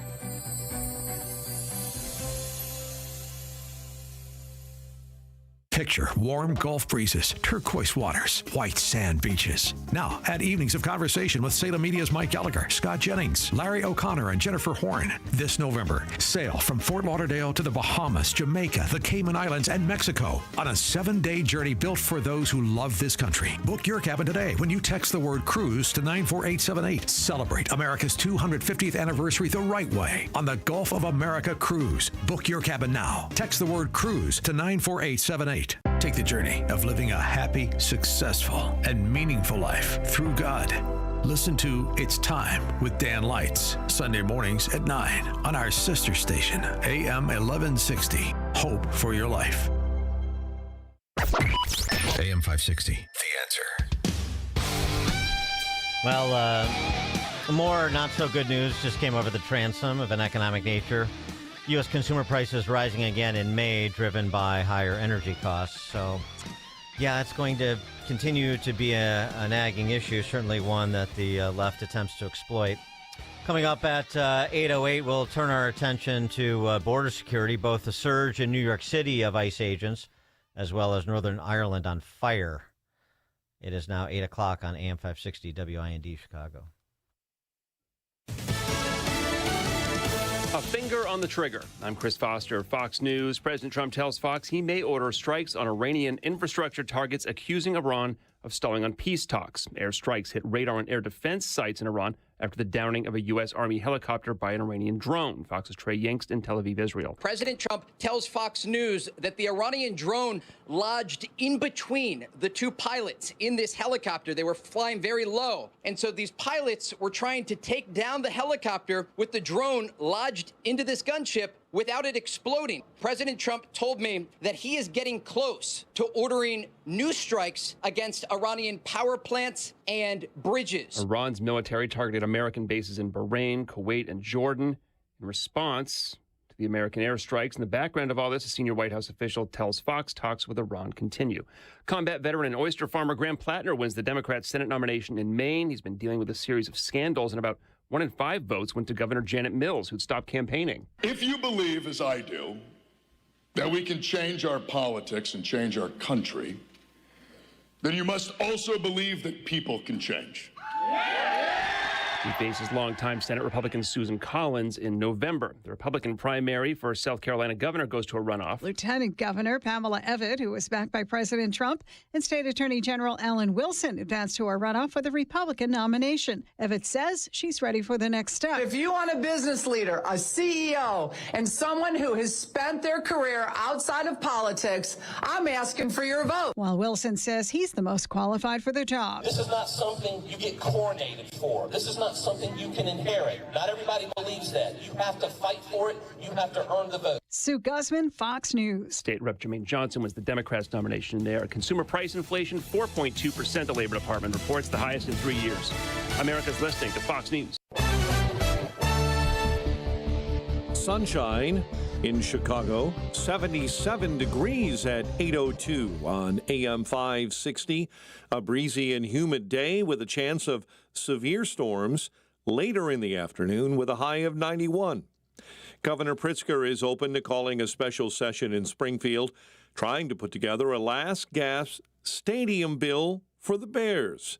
Pritzker says the team needs to figure out now how they can get the state legislature to work together while improving communication. There were some fumbles that occurred by the Bears, beginning with a press conference with the mayor of Chicago talking about a multi-billion-dollar stadium that they wanted to have built with taxpayer dollars. That's not something I was ever willing to do. His comments come after the Bears announced last week they're planning on a stadium project in Hammond, Indiana.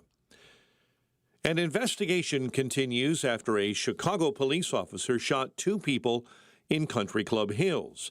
Authorities say the suspects were shot last night near 188th and Loretto. The 2 are in critical condition. The police officer was also hospitalized, and the city's Civilian Office of Police Accountability continues to investigate. A Chicago man is accused of setting several garage fires in downtown Elgin. David Rosales has been charged with 5 counts of felony arson. He was ordered detained and placed in the Kane County Jail while that case is pending. Braden Montgomery hit a walk-off home run in his major league debut in yesterday's 6-5, 10-inning win over Atlanta, while the Cubs lost to the Rockies 7-3 at Coors. Time now for the AM 560 Business Beat, a service of Signature Bank. I'm Charles Payne, and this is the Fox Business Report. Technology shares are losing more ground. Stocks closed mostly lower Tuesday, though the Dow nudged higher. Wall Street reacts today to the Consumer Price Index for May. Oil prices are little changed following renewed tensions in the Iran conflict. Brent crude at $90 a barrel, West Texas Intermediate at $87. Shares of Casey's General Store up 9.5%. The convenience store chain reported higher profit and revenue for the recent quarter. It was helped by strong pizza sales, whole pizzas, as well as appetizers and sides and non-alcoholic beverages. Casey's, based in Iowa, expects to open at least 120 stores this year through mergers, acquisitions, and new store construction. It's also buying back its stock. That's your Fox Business Report. I'm Ginny Coselda. Invested in you. It's almost time for AM 560's annual golf outing, presented by Signature Bank. AM 560 is proud to partner with the Tunnel to Towers Foundation as they support America's first responder and military heroes to help America never forget 9/11. It's all happening on Monday, June 15th at McRae Memorial Golf Club in Barrington. Enjoy a full day of golf, meals, an awards reception, and a silent auction. Reserve your foursome today at 560theanswer.com/golf. Sponsored in part by Edward Jones Financial Advisor Nolan Webster and by real estate broker Ed Dring at leavingil.com. This is Seth Leibson for townhall.com. Ronald Reagan used to ask, if no one among us is capable of governing himself, then who among us has the capacity to govern someone else? But to have self-government, we must depend on many things, foremost among them, trust. Over the past decade, credibility in major institutions has plummeted. Given the delays and changing results in the recent California elections, another exhibit. Growing distrust in our elections. Alleging fraud and seeing Spencer Pratt sink to third place after the now second-place finisher had previously conceded her loss is said to be paranoid. But here comes the New York Times with a headline. There is, quote, a lack of evidence of any widespread fraud, close quote. The word widespread carries a lot of water in suggesting at least some fraud, no? Voting day needs to be voting day, not month. ID must be required. Ballot harvesting stopped. Mail ballots postmarked. Nothing could undermine our experiment in self-government more than distrust in the legitimacy of our elections. I'm Seth Leibson. We're living through a monetary crime scene, and your IRA or 401k is a key victim. Hi, Dr. Ron Paul here. In 1971, gold was $35 an ounce. After the dollar was cut loose from it, inflation soared. And in just 9 years, gold hit $850. People who diversified into precious metals survived and thrived.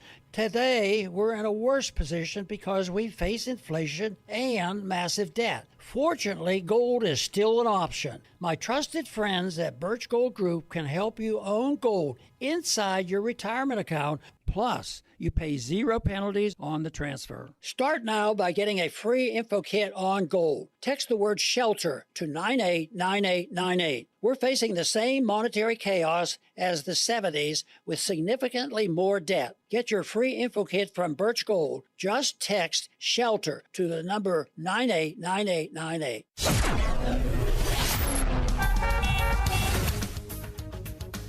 8:07. Team Hochberg Traffic Center time, a service of the AM 560 mobile app. Download the app at 560theanswer.com/mobile. Stop and go on the Kennedy. Inbound between Costner and Lake. Inbound Ike. Bad accident, left shoulder. Inbound right at the Tri-State. Your stop and go from York Road and your inbound ride on the Ike. Slow and go right now. I-57. Accident, left lane block. Inbound, right at Halstead, and problems on DuSable Lakeshore Drive northbound. You'll hit the brakes at Bryn Mawr. An accident on the Tri-State southbound between Eau Plaine and Atchison. Chicago's Morning Answer continues next. But first, a check of your weather forecast. in the Air Right Heating and Cooling Weather Center. Today, expect a severe thunderstorm to arrive late this afternoon. Otherwise, it'll be breezy and humid with a mix of clouds and sun. The high will reach 92 degrees. Tonight, it will remain breezy in the evening. The night will be partly cloudy and humid with a few heavy thunderstorms possible. The low will be around 72 degrees. Thunderstorms could lead to flash flooding and localized damaging wind gusts. I'm meteorologist Jason Caterina on AM 560, The Answer. Get the latest weather, traffic, and news updates online at 560theanswer.com. This hourly segment is brought to you by The Real Story with Jeannie Ives and Amy Jacobson. Heard weekday mornings at 11 on AM 560, The Answer. Now, from the Signature Bank Studios. This is Chicago's Morning Answer with Dan Proft on AM 560, The Answer.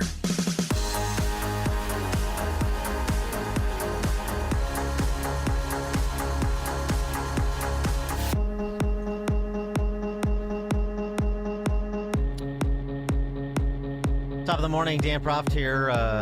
President Trump's point man on all things border security related, Tom Homan, announcing that he will be surging ICE agents in New York City because Kathy Hochul, in her infinite wisdom, the governor there, ended New York's 287G agreements with ICE. Tell us when we can expect that to happen. No.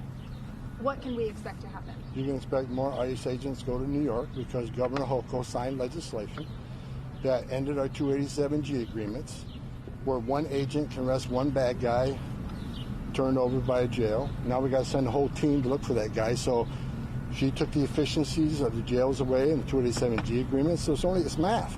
One agent can arrest one bad guy in the safety and security of the jail, which is safer for the alien, safer for the agent, and safer for the community. But she decided to kill all that, so now we got to send more agents to do the job that would have took one person. Tom Homan must get sick of reciting those lines because he's been saying the same thing for, well, certainly for the last 10 years. And he doesn't stop being right, so you just need to continue to make the argument when politicians take the position that Kathy Hochul has taken. It's so patently reasonable and logical, and it doesn't require any sort of proactive action by local law enforcement. It just requires access to the jails for federal law enforcement for the purposes that Tom Homan just said. But of course, that's not the play for the left, for politicians like Hochul. And he's also been saying this for a while, but you can't say it enough. More color from Tom Homan on the motivations of politicians like Hochul. A couple of things. Number one is about hatred for President Trump. They don't want President Trump to have a win. Second of all, look, where was she with 4 years of open borders, with millions of illegal aliens, many of them criminals released in the United States? Where was she then? She was complicit. She didn't say anything. And this is why. That 4 years open borders wasn't an accident. It wasn't mismanagement. It wasn't incompetence. That was by design. Release millions of illegal aliens in our sanctuary cities. And they overturned the Trump census rule, which means they'd be counted in the next census, which means what? More seats in the House for the Dems. And they're hoping that another Democratic administration comes in and awards amnesty to millions of illegal aliens. This is about future political power. They don't care about national security. They don't care about public safety. All they care about is future political power. They sold this country out for future political power, and she's part of it. For more on this, Ron Vitiello joins us, former U.S. Border Patrol Chief, Deputy Commissioner and Director of ICE, the only person to have led both components of the Department of Homeland Security, ICE and CBP. Ron, thanks for joining us again. Appreciate it. Dan, I appreciate you inviting me. So I assume you're fully aligned with Tom Homan's description of both the 287G agreements and the implications of eliminating them, as well as his larger review of the motivations here? Yeah, I agree 100%. He's been living this problem for quite some time. We watch these destructive policies in places like New York, Illinois as well, where the government, the political leaders on the Democratic side try to restrict the activity of ICE agents who are just trying to arrest people who are in the country illegally, who've also been arrested by the local jurisdictions that they live and do their crimes in. New York was already in trouble with this green light law. They're trying to restrict access. Illinois does the same thing. Access to public data that you and I could get on the internet. They want to restrict federal law enforcement from getting things like that, driver's license records, et cetera, all in an effort to deport criminal aliens who are in the country. It's nullification of federal law. It's destructive, and it ruins the quality of life of the people who live in the country. Well, and also they're essentially platforming violence too, as we saw outside Delaney Hall, the ICE detention facility in Newark, New Jersey, last week, until finally there was basically a concession to allow state and local law enforcement to assist there, because you had these professional agitators, and that was well documented too, just how professionalized they are in terms of being resourced to be there. Engaged in criminal activity, threatening the lives of specific ICE officers, using gates as weapons, throwing things, and all the usual things that we see outside ICE facilities, and politicians there to essentially rally with these professional agitators. Yeah, there's a permission structure granted by New Jersey politicians, right? They spent their Memorial Day not at war memorials, not going to the Tomb of the Unknown and paying their respects.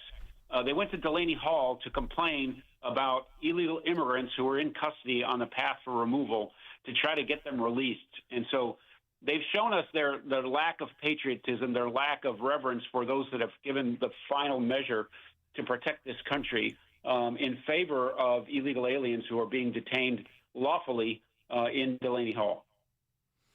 I mean, do you worry about another administration? I mean, I think that to some extent having Trump and Tom Homan over the top, and seeing activities of ICE in furtherance and CBP in furtherance of enforcement of federal immigration law, removal of people who pose public safety threats, it's not going as fast as anybody wants, but you understand, I think Tom Homan is like the indispensable executive in this administration. You understand, because of the routine communication and the stories that are being shared and the description of the efforts being made, that there is serious effort afoot and there's progress being made, and it quells some of what might otherwise happen if you went back to something like the paradigm under Joe Biden.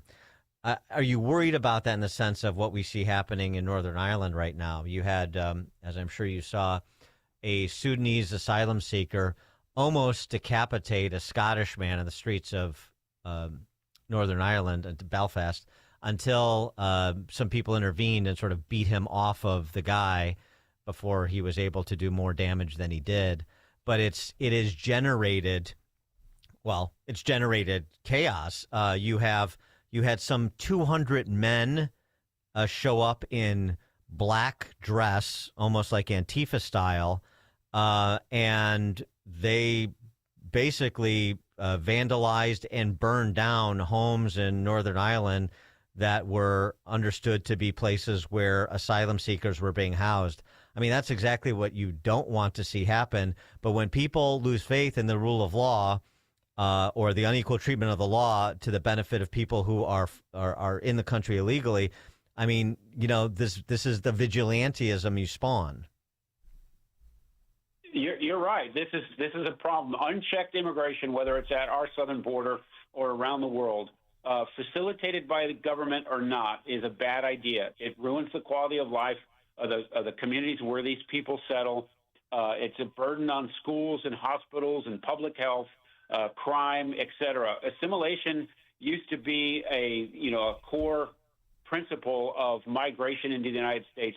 Migration into the United States, helped build this country in dramatic ways, but it was always for the benefit of the country, not the individuals, not the class of people, not what country they come from. It's supposed to benefit us, those that are here, those that have helped build the country, and so that people can assimilate and become that one nation that we all agree is the best on the planet. And so, when you have this out-of-control immigration, especially if it's sponsored by the government, people lose faith in these institutions. And I do fear, as you said, a change in the leadership of the country, where we're going to go back to policies that favor an open border, that let these lawless jurisdictions flout immigration law and refuse to cooperate with ICE agents, it will not be a good thing for any of us. We saw what happened when Joe Biden kicked all of the controls we had of the border overboard, and we had a surge at the border unlike anything we've ever seen. And it changed very quickly under the second term of President Trump. We have more Border Patrol agents on duty now than ever before.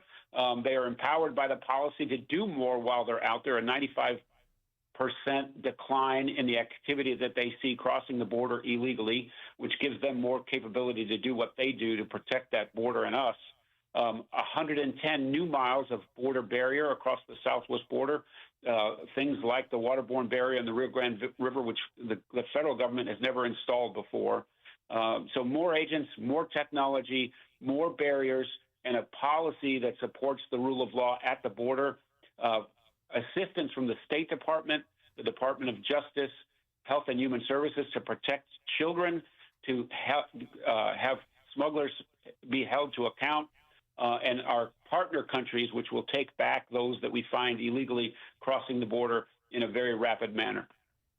U.S. House passed that $70 billion bill to fund ICE and Border Patrol, so that goes to the president's desk. So that's coming online.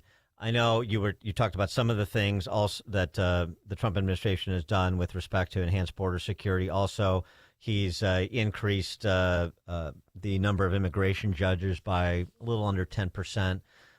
Are there any other sort of rank order priorities that this $70 billion could fund or enhance the funding of that you think are mission critical in this moment?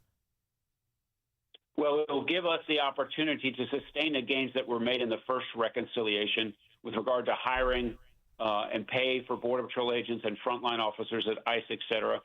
It will give us a sense of comfort in regards to the yearly budgets. So, we always come to this precipice where they want to shut down the government, and these last couple shutdowns affected DHS directly. And so the Border Patrol and ICE now know for the next 3 years under this president, they will be fully funded with regard to pay and capabilities. And so continuing to elaborate on the resources that have been given with regard to hiring, wall, increasing and improving the policies that allow us to rapidly remove people overseas. And so we're just going to continue to do that, and we'll have the ability to do that over the next 3 years without Congress threatening to restrict funding for pay and other capabilities that are necessary to be successful.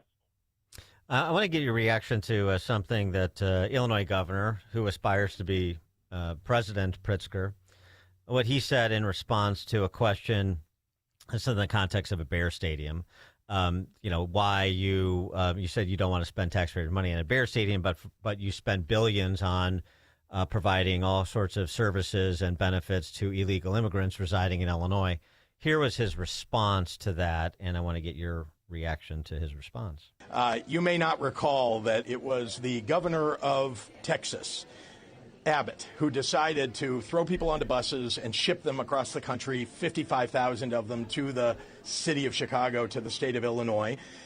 We didn't get much help from the federal government to deal with that. And so the question you have to ask yourself is, in a humanitarian crisis, when people are arriving in the middle of winter often, without the proper clothing, certainly without food, without shelter, were we just going to let them starve or freeze and be on the streets? And the answer was no. What we had hoped was that the federal government would assist in this, or that Governor Abbott would stop shipping people across the country to very cold climates. But we did what we needed to do to make sure that they stayed alive and were able to thrive. Many of them found other places to go, which is great. But you've mischaracterized what happened back then. What do you think, Ron? Well, it's amazing the lack of common sense and what the reality looks like in his eyes versus what you all saw on the ground there. Yeah, was it the fault of Texas, the root cause of those migrants coming to Chicago? And if 55,000 were sent, on buses from another state, how many millions came on their own, with their own 2 feet, with their own resources, and are now a burden to your public health apparatus, to the schools in neighborhoods, to the crime and the lack of assimilation, the gang activity that that exist in these major cities, including Chicagoland. So yeah, he suffers from the ability to talk about the world in ways that do not match reality, and he seems to get away with it quite often. He never talked about how President Biden should secure the border to stop those buses from coming and to stop those people from coming. It was always someone else's fault, and it just lacks common sense for him to stand there and defend what happened and the continuance of an open border when the Democrats are in charge. Yeah, well, that's somebody else's problem. You let the border states, let Texas deal with that. I don't want to deal with that, except I've sent to the world, because we're a sanctuary state, that I do want to deal with that, and they're welcoming, which is why we got the buses that we did. Putting his fashionable views to the reality test is what Abbott did and DeSantis did to places like Illinois. And, then they turn around and say, well, this just happened to us. They inflicted this on us. You welcomed it. You wanted it. You championed it. You campaign on it. And then, oh, no, but don't actually hold me to account for it. Don't actually hold me to the reality of the policy choices that I'm proposing and advancing. No, of course not. Let that be somebody else's problem. I just want to wave the flag. I don't want to have to deal with the problem. And he still chooses criminal aliens who have been arrested for major crimes in the state. He still defends the idea that they can't be turned over to ICE when their sentences are completed in local jurisdiction jails like Cook County, et cetera. So he's still going to defend criminal illegal aliens over the citizens of Illinois because the party that he resides in supports that kind of activity, even though it lacks common sense. It's dangerous, and it puts us all at risk. Yeah, I'm sure the angel families like the Abrahams and the Gormans would echo that sentiment. They have to live it. They have to live the consequences that Pritzker doesn't want to live. Ron Vitiello, former U.S. Border Patrol Chief, Deputy Commissioner, and Director of ICE, the only person to have led both components of DHS, both ICE and CBP. Ron, thank you for your time, as always. Appreciate it. Thank you. And Ron joined us on the elfwealthgroup.com answer line. The stories you need to know to start your day. This is Chicago's Morning Answer on AM 560. The Answer. The Matrix is Penny Mustard's most popular TV stand. Fake. Huh? The Matrix TV stand is obviously a computer-generated simulation. How do you know? Look closely at the Matrix. Oh, okay. Do you see what I see? Probably not. What do you see? Pixels. Those aren't pixels. That's wood grain. You're just used to other TV stands made with fake veneers. But the Matrix TV stand is handcrafted from solid wood. Yeah, right. That's what they want you to believe. If the Matrix TV stand is real, why does it look different every time I see it? Because each Matrix TV stand is built to your specifications and TV size. How do you know so much about the Matrix? Well... You're one of them, aren't you? Sure. I knew it! Come see the totally real and wildly popular Matrix TV stand, starting at $28.44 at Penny Mustard. 7 Chicagoland showrooms. PennyMustard.com. Better simulations of what people want. Penny Mustard Furnishing. Twitchy.com brings you the latest in social news, highlighting and reacting to important conversations from America's most prominent journalists, politicians, and celebrities. Twitchy's kinetic group of editors deliver fast and amusing content around the clock to tell you who said what in global and political news, sports, entertainment, and media. If it's news, they're on it. If it should be news, they're ahead of it. Stay connected to the newswire of the 21st century with Twitchy.com. Twitchy.com. Are you 65 or older and dealing with chronic knee or shoulder pain? You're not alone. At the Joint Relief Institute, we've helped thousands find real relief without surgery. Our non-surgical, FDA-approved treatment uses hyaluronic gel that acts like a cushion between the bones in your knee. As we age, the cushion naturally wears down, causing painful grinding and popping. But our gel restores that cushion, allowing your knee to move smoothly again. Ready to stop the pain and get back to doing what you love? Call the Joint Relief Institute at 708-315-6800. Again, that's 708-315-6800. Move better, live better with JRI. Move better and live better with JRI. Contact the Joint Relief Institute today and get back to doing what you love. Call 708-315-6800 or visit jointreliefinstitute.com. Locations in Glenview, Oakbrook, and Orland Park. Call 708-315-6800. Medicare and most private insurance plans accepted. Reclaim your mobility with the Joint Relief Institute. Signature Bank is Chicago's fastest growing independently owned business bank, a bank where relationships still matter. Signature Bank knows your name and your story. I'm Dan Proft, and I know this because Signature Bank is my business bank. Anthony and John here from Bionic Auto Parts, proud clients of Signature Bank. We deliver high-quality, recycled and remanufactured auto parts to Chicago and Milwaukee. Our mission is simple: provide parts safely, reliably, with great customer satisfaction. We process over 350 vehicles a month. With big banks, everything took forever. Layers of approvals and endless delays. At Signature Bank, one call got it done. Whether it's lending, deposits, or treasury management, they deliver fast. Signature Bank made us feel like family. That's a partnership we deeply appreciate.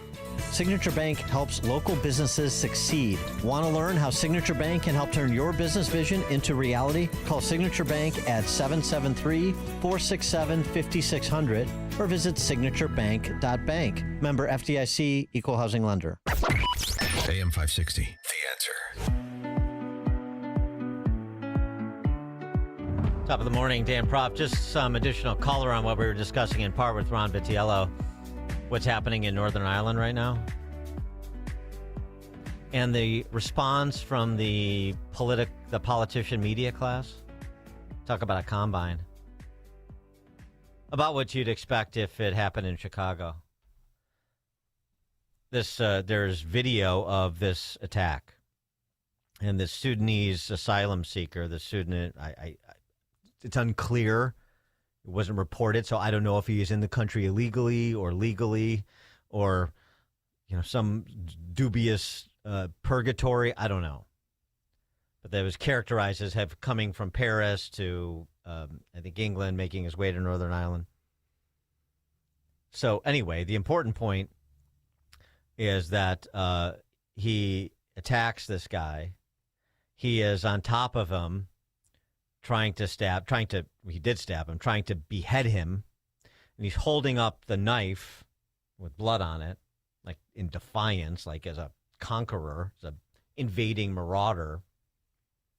And there's video that circulated about this, which is in part of the reason it drew such a immediate and unfortunately violent response. And the response from the policymakers and the people who flack for the policymakers, also known as the media. The argument has been coming from government for some time now that, technological advancements are happening so quickly that they are now playing catch-up policy-wise. But, as was pointed out, it's a year to the day since the week since Ballymena. I mean, these issues have been going on for a long enough time that it sort of beggars belief that a video of that nature was allowed to be circulated for hours and hours on end this morning without any consequences or with any of those companies that are regulated here in Ireland being called up on it. The way to address that is not to change our multicultural open borders policies. It's to suppress videos like that when they start circulating of the consequences of our policies. Exactly. Do not show reality. Don't show reality. We have the same thing here. Oh, this is too, we got to warn you, we're not going to show this video because it's too graphic and this and that. You don't want to see the consequences of the policy choices the people that you elected made. Keep telling the beautiful lies. Keep pulling those sentimental strings. Don't let people see the truth in all of its brutality. Coming up at 8:38, we will talk to the Tunnel to Towers boys about our upcoming golf outing. We're partnering with them again this year. That golf outing is T-minus, it's Monday, so T-minus 5 days. I think there's still a couple of foursomes available. We'll talk to the Tunnels to Towers gentlemen about it at 8:38. Now we check the headlines. Dan, thank you. 78 degrees, very humid, and a chance of severe afternoon thunderstorms with a high of 91. I'm Mike Scott in the QC Kinetics newsroom. Annual inflation rose to 4.2% in May, highest rate in 3 years. mostly thanks to soaring energy costs. Voters headed to the polls across 4 states as primary elections Tuesday delivered key outcomes in several high-profile races. Here's Fox's Sue Guzman. Congresswoman Nancy Mace eliminated in the South Carolina governor's race. Lieutenant Governor Pamela Evitt, who was backed by President Trump, and State Attorney General Alan Wilson advanced to a runoff for the Republican nomination. Evitt says she's ready for the next step. If you want a business leader, a CEO, and someone who has spent their career outside of politics, I'm asking for your vote. While Wilson says he's the most qualified for the job. This is not something you get coronated for. This is not something you can inherit. Not everybody believes that. You have to fight for it. You have to earn the vote. The runoff will be held June 23rd for the seat held by Republican Governor Henry McMaster, who is term limited. Sue Guzman, Fox News. Governor Pritzker is now open to calling for a special session in Springfield to try to put together a last gasp stadium bill for the Bears. Incoming calls from the Bears, not just to me, but as you know, to legislative leaders. The Bears, would like to see something happen, and we all do too.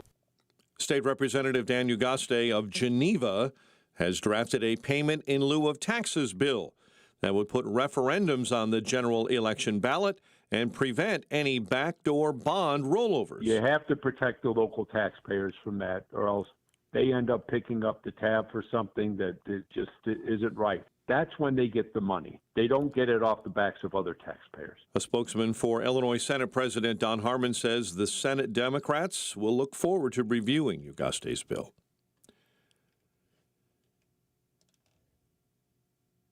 A special hearing was held Tuesday to shed light on the court system's response in Cook County to criminal warrants and the burdens it's placing on Chicago police officers. At that same hearing, Chicago aldermen pushed an ordinance that would place stiffer penalties on selling marijuana near Chicago schools and parks. Full city council could vote on that ordinance next week. Braden Montgomery hit a walk-off home run in his Major League Baseball debut in Chicago's 6-5 10-inning win over Atlanta, while the Cubs lost to the Rockies 7-3 at Coors. The News, a service of the daily podcast of Chicago's Morning Answer and the Sean Thompson Show. Subscribe free at 560theanswer.com/podcast. A check of the roads in 2 minutes on AM 560. Scott Jennings sees the president holding strong. The U.S. says the ceasefire remains in place, but there has been some firing. The U.S. sank 2 Revolutionary Guard ships that it said were laying mines in the Strait of Hormuz. So we wait and we watch, and the principal message from the White House remains: no nukes for Iran and no bad deals for the sake of doing them. The Scott Jennings Show. Weekdays at noon, right before Hugh Hewitt at 2 on AM 560. The Answer. Are you turning 65 and thinking about Medicare? Or are you over 65 and haven't enrolled yet because you still have coverage at work? Either way, Medicare done correctly will be the best health insurance you will ever have. Imagine having an annual deductible of only $283. There are only 2 good things about aging: wisdom and Medicare. But to navigate the Medicare maze properly, you need a mentor. Best part? My guidance costs you nothing. Call me. I can help. If you're tired of calling a bureaucrat at an 800 number to help you navigate Medicare, then you need a local expert on your side. Your own health insurance mentor. C. Stephen Tucker from healthinsurancementors.com is someone I know and trust. He's a 30-year licensed broker who's been educating our listeners for more than a decade. Steve, how can our listeners get in touch with you? Thanks, Dan. They can visit healthinsurancementors.com or call me directly at 630-674-1551. That's 630-674-1551. It is that time of year again to save babies by providing ultrasounds with our friends at Preborn. You know how this goes. We've done it every single year. At this time, all you have to do is pick up the phone and say, I want to provide a free ultrasound to a girl. Give her the chance to see the truth of what's happening in her body. Every $28 helps do that, saving 1 baby. $280 can do that, help save 10 babies.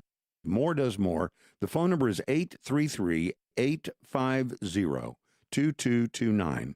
833-850-BABY. Join us saving babies with Preborn again this year.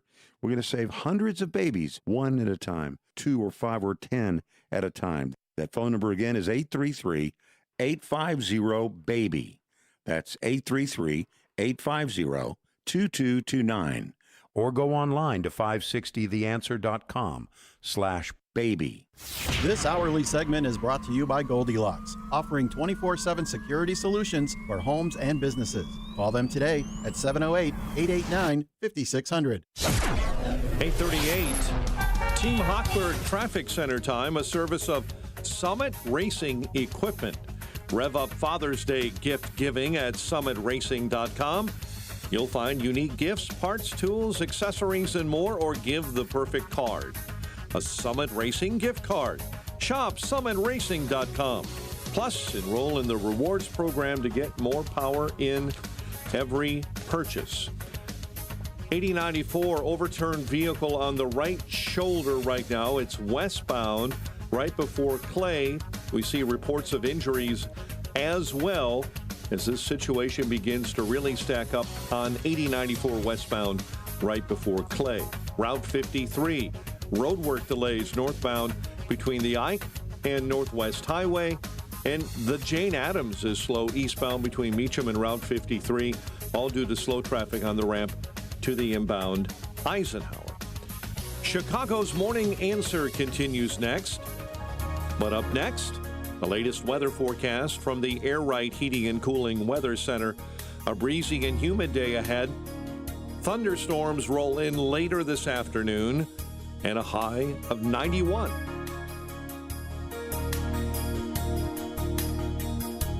Get the latest weather, traffic, and news updates online at 560theanswer.com. Now, from the Signature Bank Studios. If you're looking for the latest news, insight into what it means, and the sharpest opinion, there's only one station in Chicago where you can turn, and it's this one. We're AM 560, The Answer. Top of the morning, Dan Proft here. Of course, we've got our annual AM 560 golf outing coming up this coming Monday, June 15th at McCrae Golf Course up in Barrington.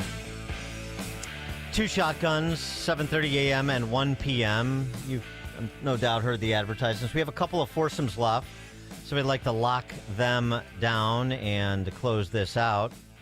And again, we're partnering, as we have for the last several years, with Tunnel to Towers Foundations, which is, of course, a well-known organization that supports America's first responders and military heroes, including homeless veterans, and helps to ensure that Americans never forget 9/11, no matter who the mayor of New York City is.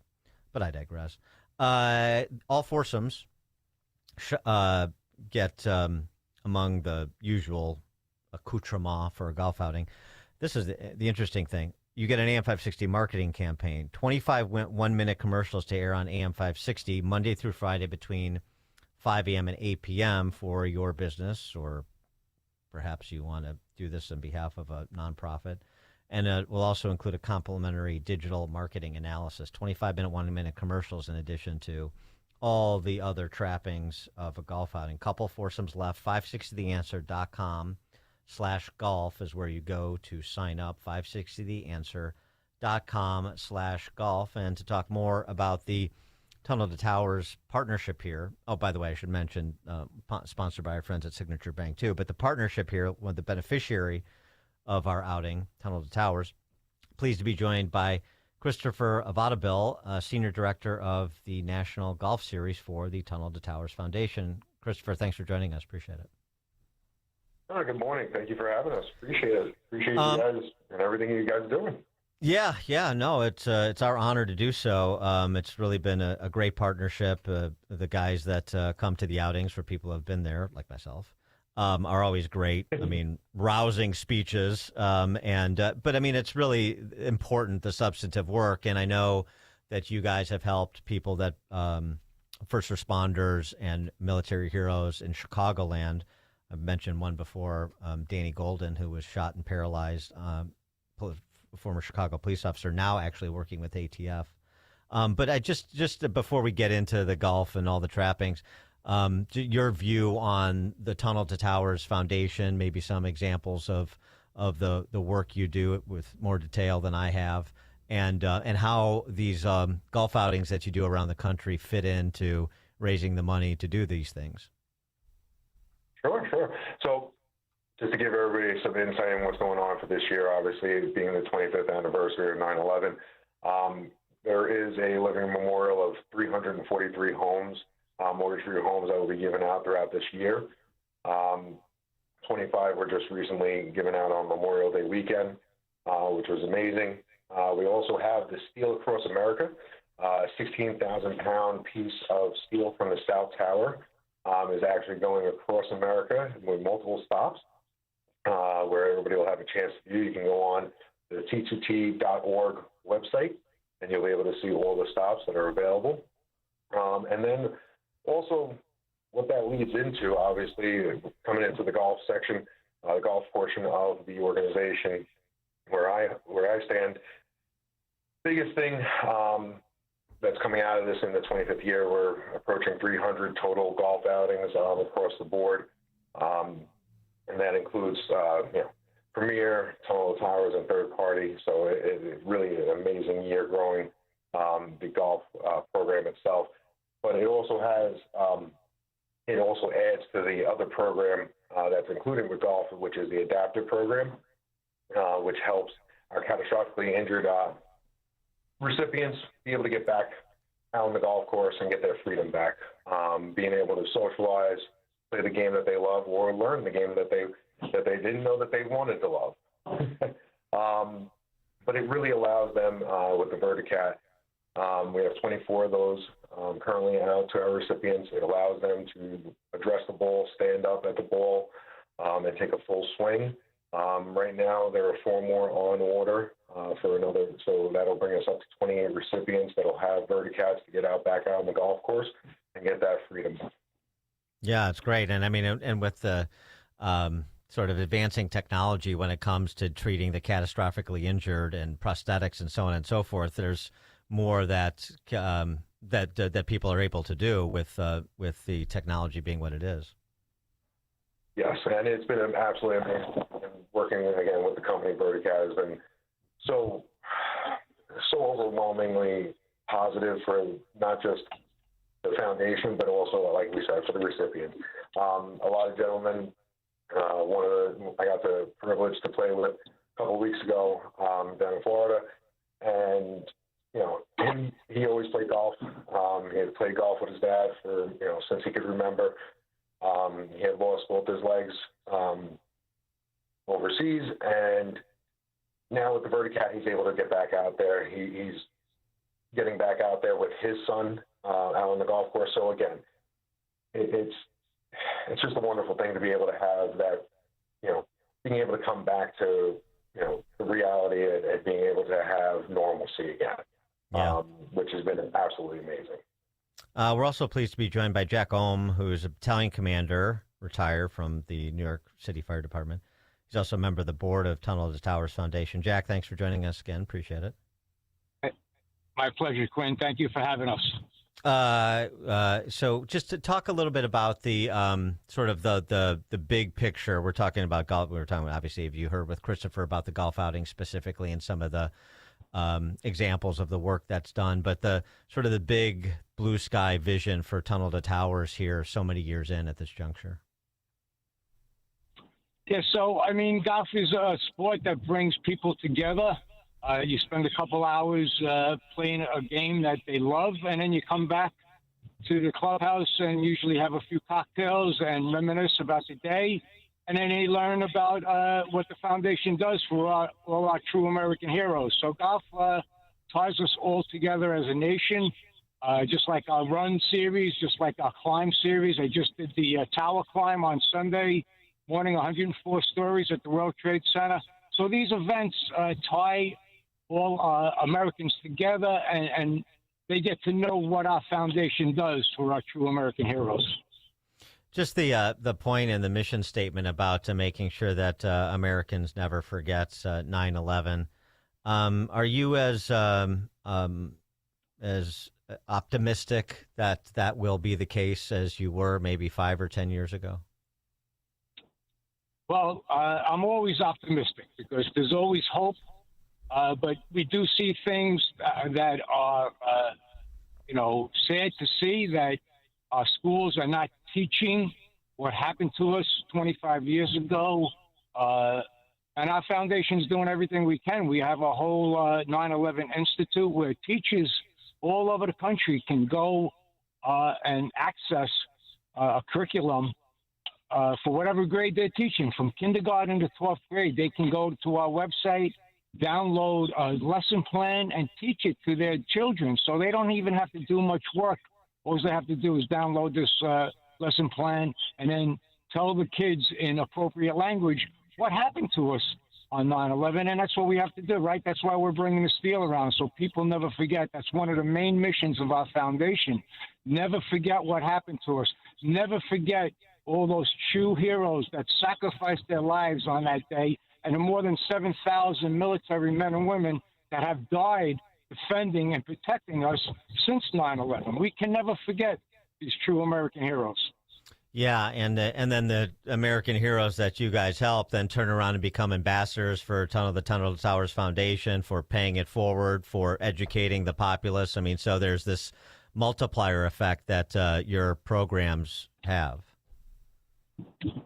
Yes, I think once people realize what we do and then they become family members, once we pay off their mortgages or build them a smart home, they become part of our family, and they go out and tell others of the good work that we do day in and day out to help these true heroes. And Christopher, again, just on the golf outing specifically, since you're the director of the golf outing series, just remind us again of how many golf outings you guys are doing on an annualized basis and what the overall raise is. Because I always just like to put this in context for our audience to say, we're just doing our part of a much bigger deal, and and everybody can do something small to add up to something big. Oh, yeah. So, again, we're nearing about 300 total golf outings for this year in 2026 on the 25th anniversary of 9/11. And it generates millions of dollars for the foundation, for our programs. Again, one of the biggest things is the adaptive golf, the veterans, eradicating veteran homelessness, and the newest one, the May and George Siller Scholarship Program. All right. Again, a couple of foursomes still left, so let's lock those out. It's this Monday. 2 shotgun starts, 7:30 a.m. for those early risers, 1 p.m. for people who work in the morning like myself.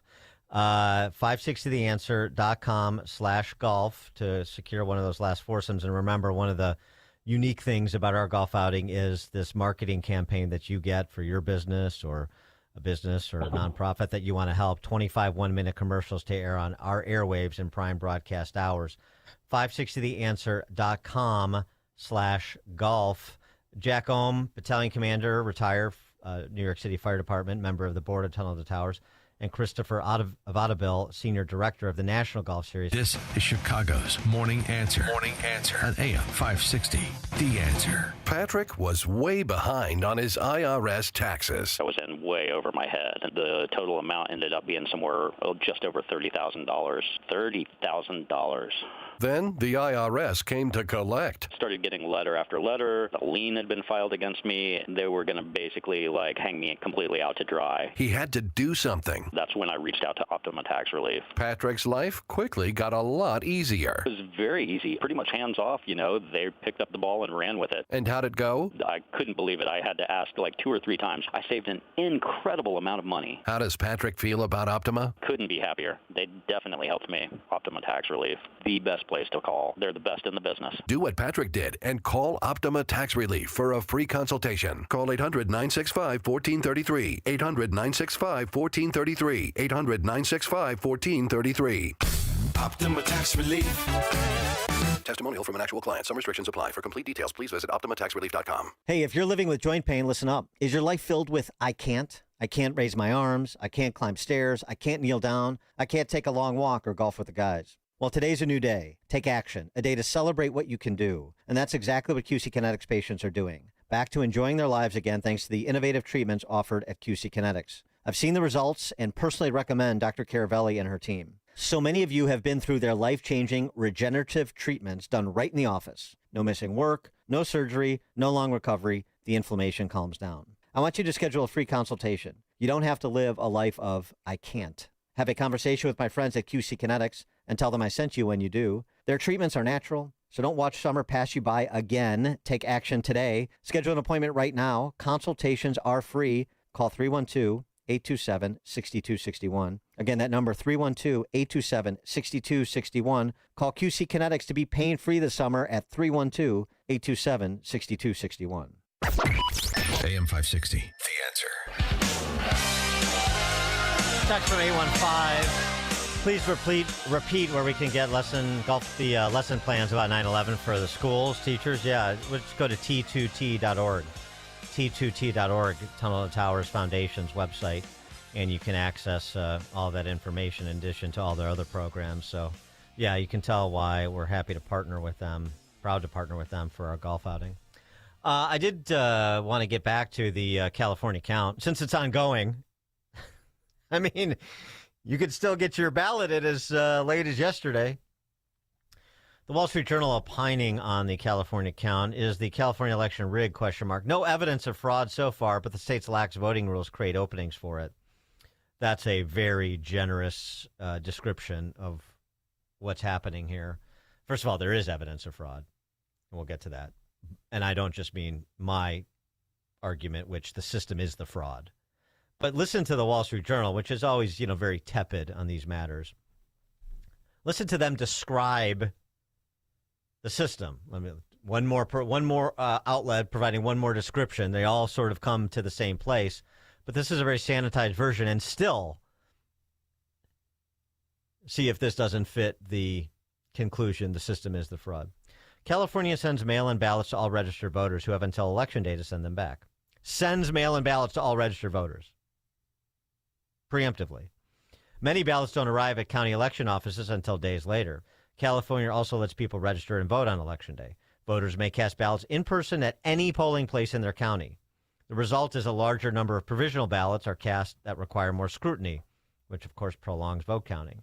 The state also lets third parties, including unions, campaigns, and political parties, collect and return an unlimited number of ballots on voters' behalf. Ballot harvesting. This can result in large dumps of mail-in ballots that support a particular candidate. Invariably will. Ballots that arrived after Election Day in California have skewed Democratic. The share of ballots returned by Democrat voters on Saturday, about 56%, 11 percentage points more than its share of the electorate. Share of ballots cast by younger voters also surged. None of this is a surprise. Democrats legislated election rules to make it exceptionally easy to register and vote with the intent of boosting turnout among young and low propensity voters who lean left, but these rules also create openings for fraud and improper voting. Please. I mean, again, even that very, very lukewarm description tells you everything you need to know. And oh, by the way, the other piece of this is even the rules as stated in statute, we know from those who have interacted with election workers. What is required under law is not enforced under law. Not by down-the-line workers, not by their superiors. There's no interest. There's no scrutiny. There's no interest in providing scrutiny. And if anybody tries to intercede, we'll go to court to block you, which is what California is doing to the federal government, the Department of Justice. But, count on the D.C. press corps to run interference for all this. This is a fun one. CNN reporter, her name is Jamie? Yeah, Jamie Gangel. Hey, slow doesn't mean fraudulent. And there is no evidence here. I do think it's important for those of us on Earth One to remember California has the largest population. These are millions of voters. They do a lot of mail-in ballot. By the way, today, if your ballot arrives in California, it will still be counted on June 9th, as long as it was postmarked. But to go Which you back can to what postmark. Bo said, slow does not mean fraud. Slow does not mean rigged. The only time President Trump starts throwing this around is when he's not winning. That's not true, but that's immaterial. President Trump is immaterial to this. They evoke the specter of President Trump to try to delegitimize it so you don't have to address any of these substantive matters. There's no evidence of fraud. There's all sorts of videos like this circulating online, for example. And then there's a New York Post expose on precisely this. Efforts made by both Rahman and Bass voters to illegally register and pay homeless people to vote their way. Here's one woman. Did you vote? Yeah. Oh, you did for Karen Bass? Yeah. Karen Bassett. Right. That's what I was saying, Bassett? Karen Bass, yeah. Or Nithya Rahman? Karen. Karen? They told you to vote for Karen? Yeah. They had to sign a little thing. They signed a little thing. How much they pay you? It was like $2. $2? Oh, to sign off on a thing to vote for her? Yeah. So yeah, do this for $2 to everybody? sign up on a thing to vote for her, says some strung-out homeless lady on Skid Row. And as I mentioned, the Post story, we don't have time to get into now. Skid Row homeless claim they've been paid to vote for both Bass and Nithya Rahman. As I said, the theory that Nithya Rahman, that Bass didn't want to face Pratt, you're missing the point. Internal struggles, internal power struggles are a real thing. We'll pick that up tomorrow. Thanks for joining us today. It's now 9 o'clock on AM 560 WIND Chicago. I may keep going. I'm Chris Foster, Fox News. President Trump says he's close to ordering strikes on infrastructure targets in Iran. There have been new strikes on military facilities in southern Iran. Fox's Trey Yanks reports from Tel Aviv, Israel. Overnight, the United States launched a series of airstrikes against Iranian targets along the coast. The Iranians responded with missile fire toward U.S. forces. And I spoke with President Trump earlier. He told me he may keep going and is even getting closer to targeting Iranian power plants and bridges because President Trump says the Iranians are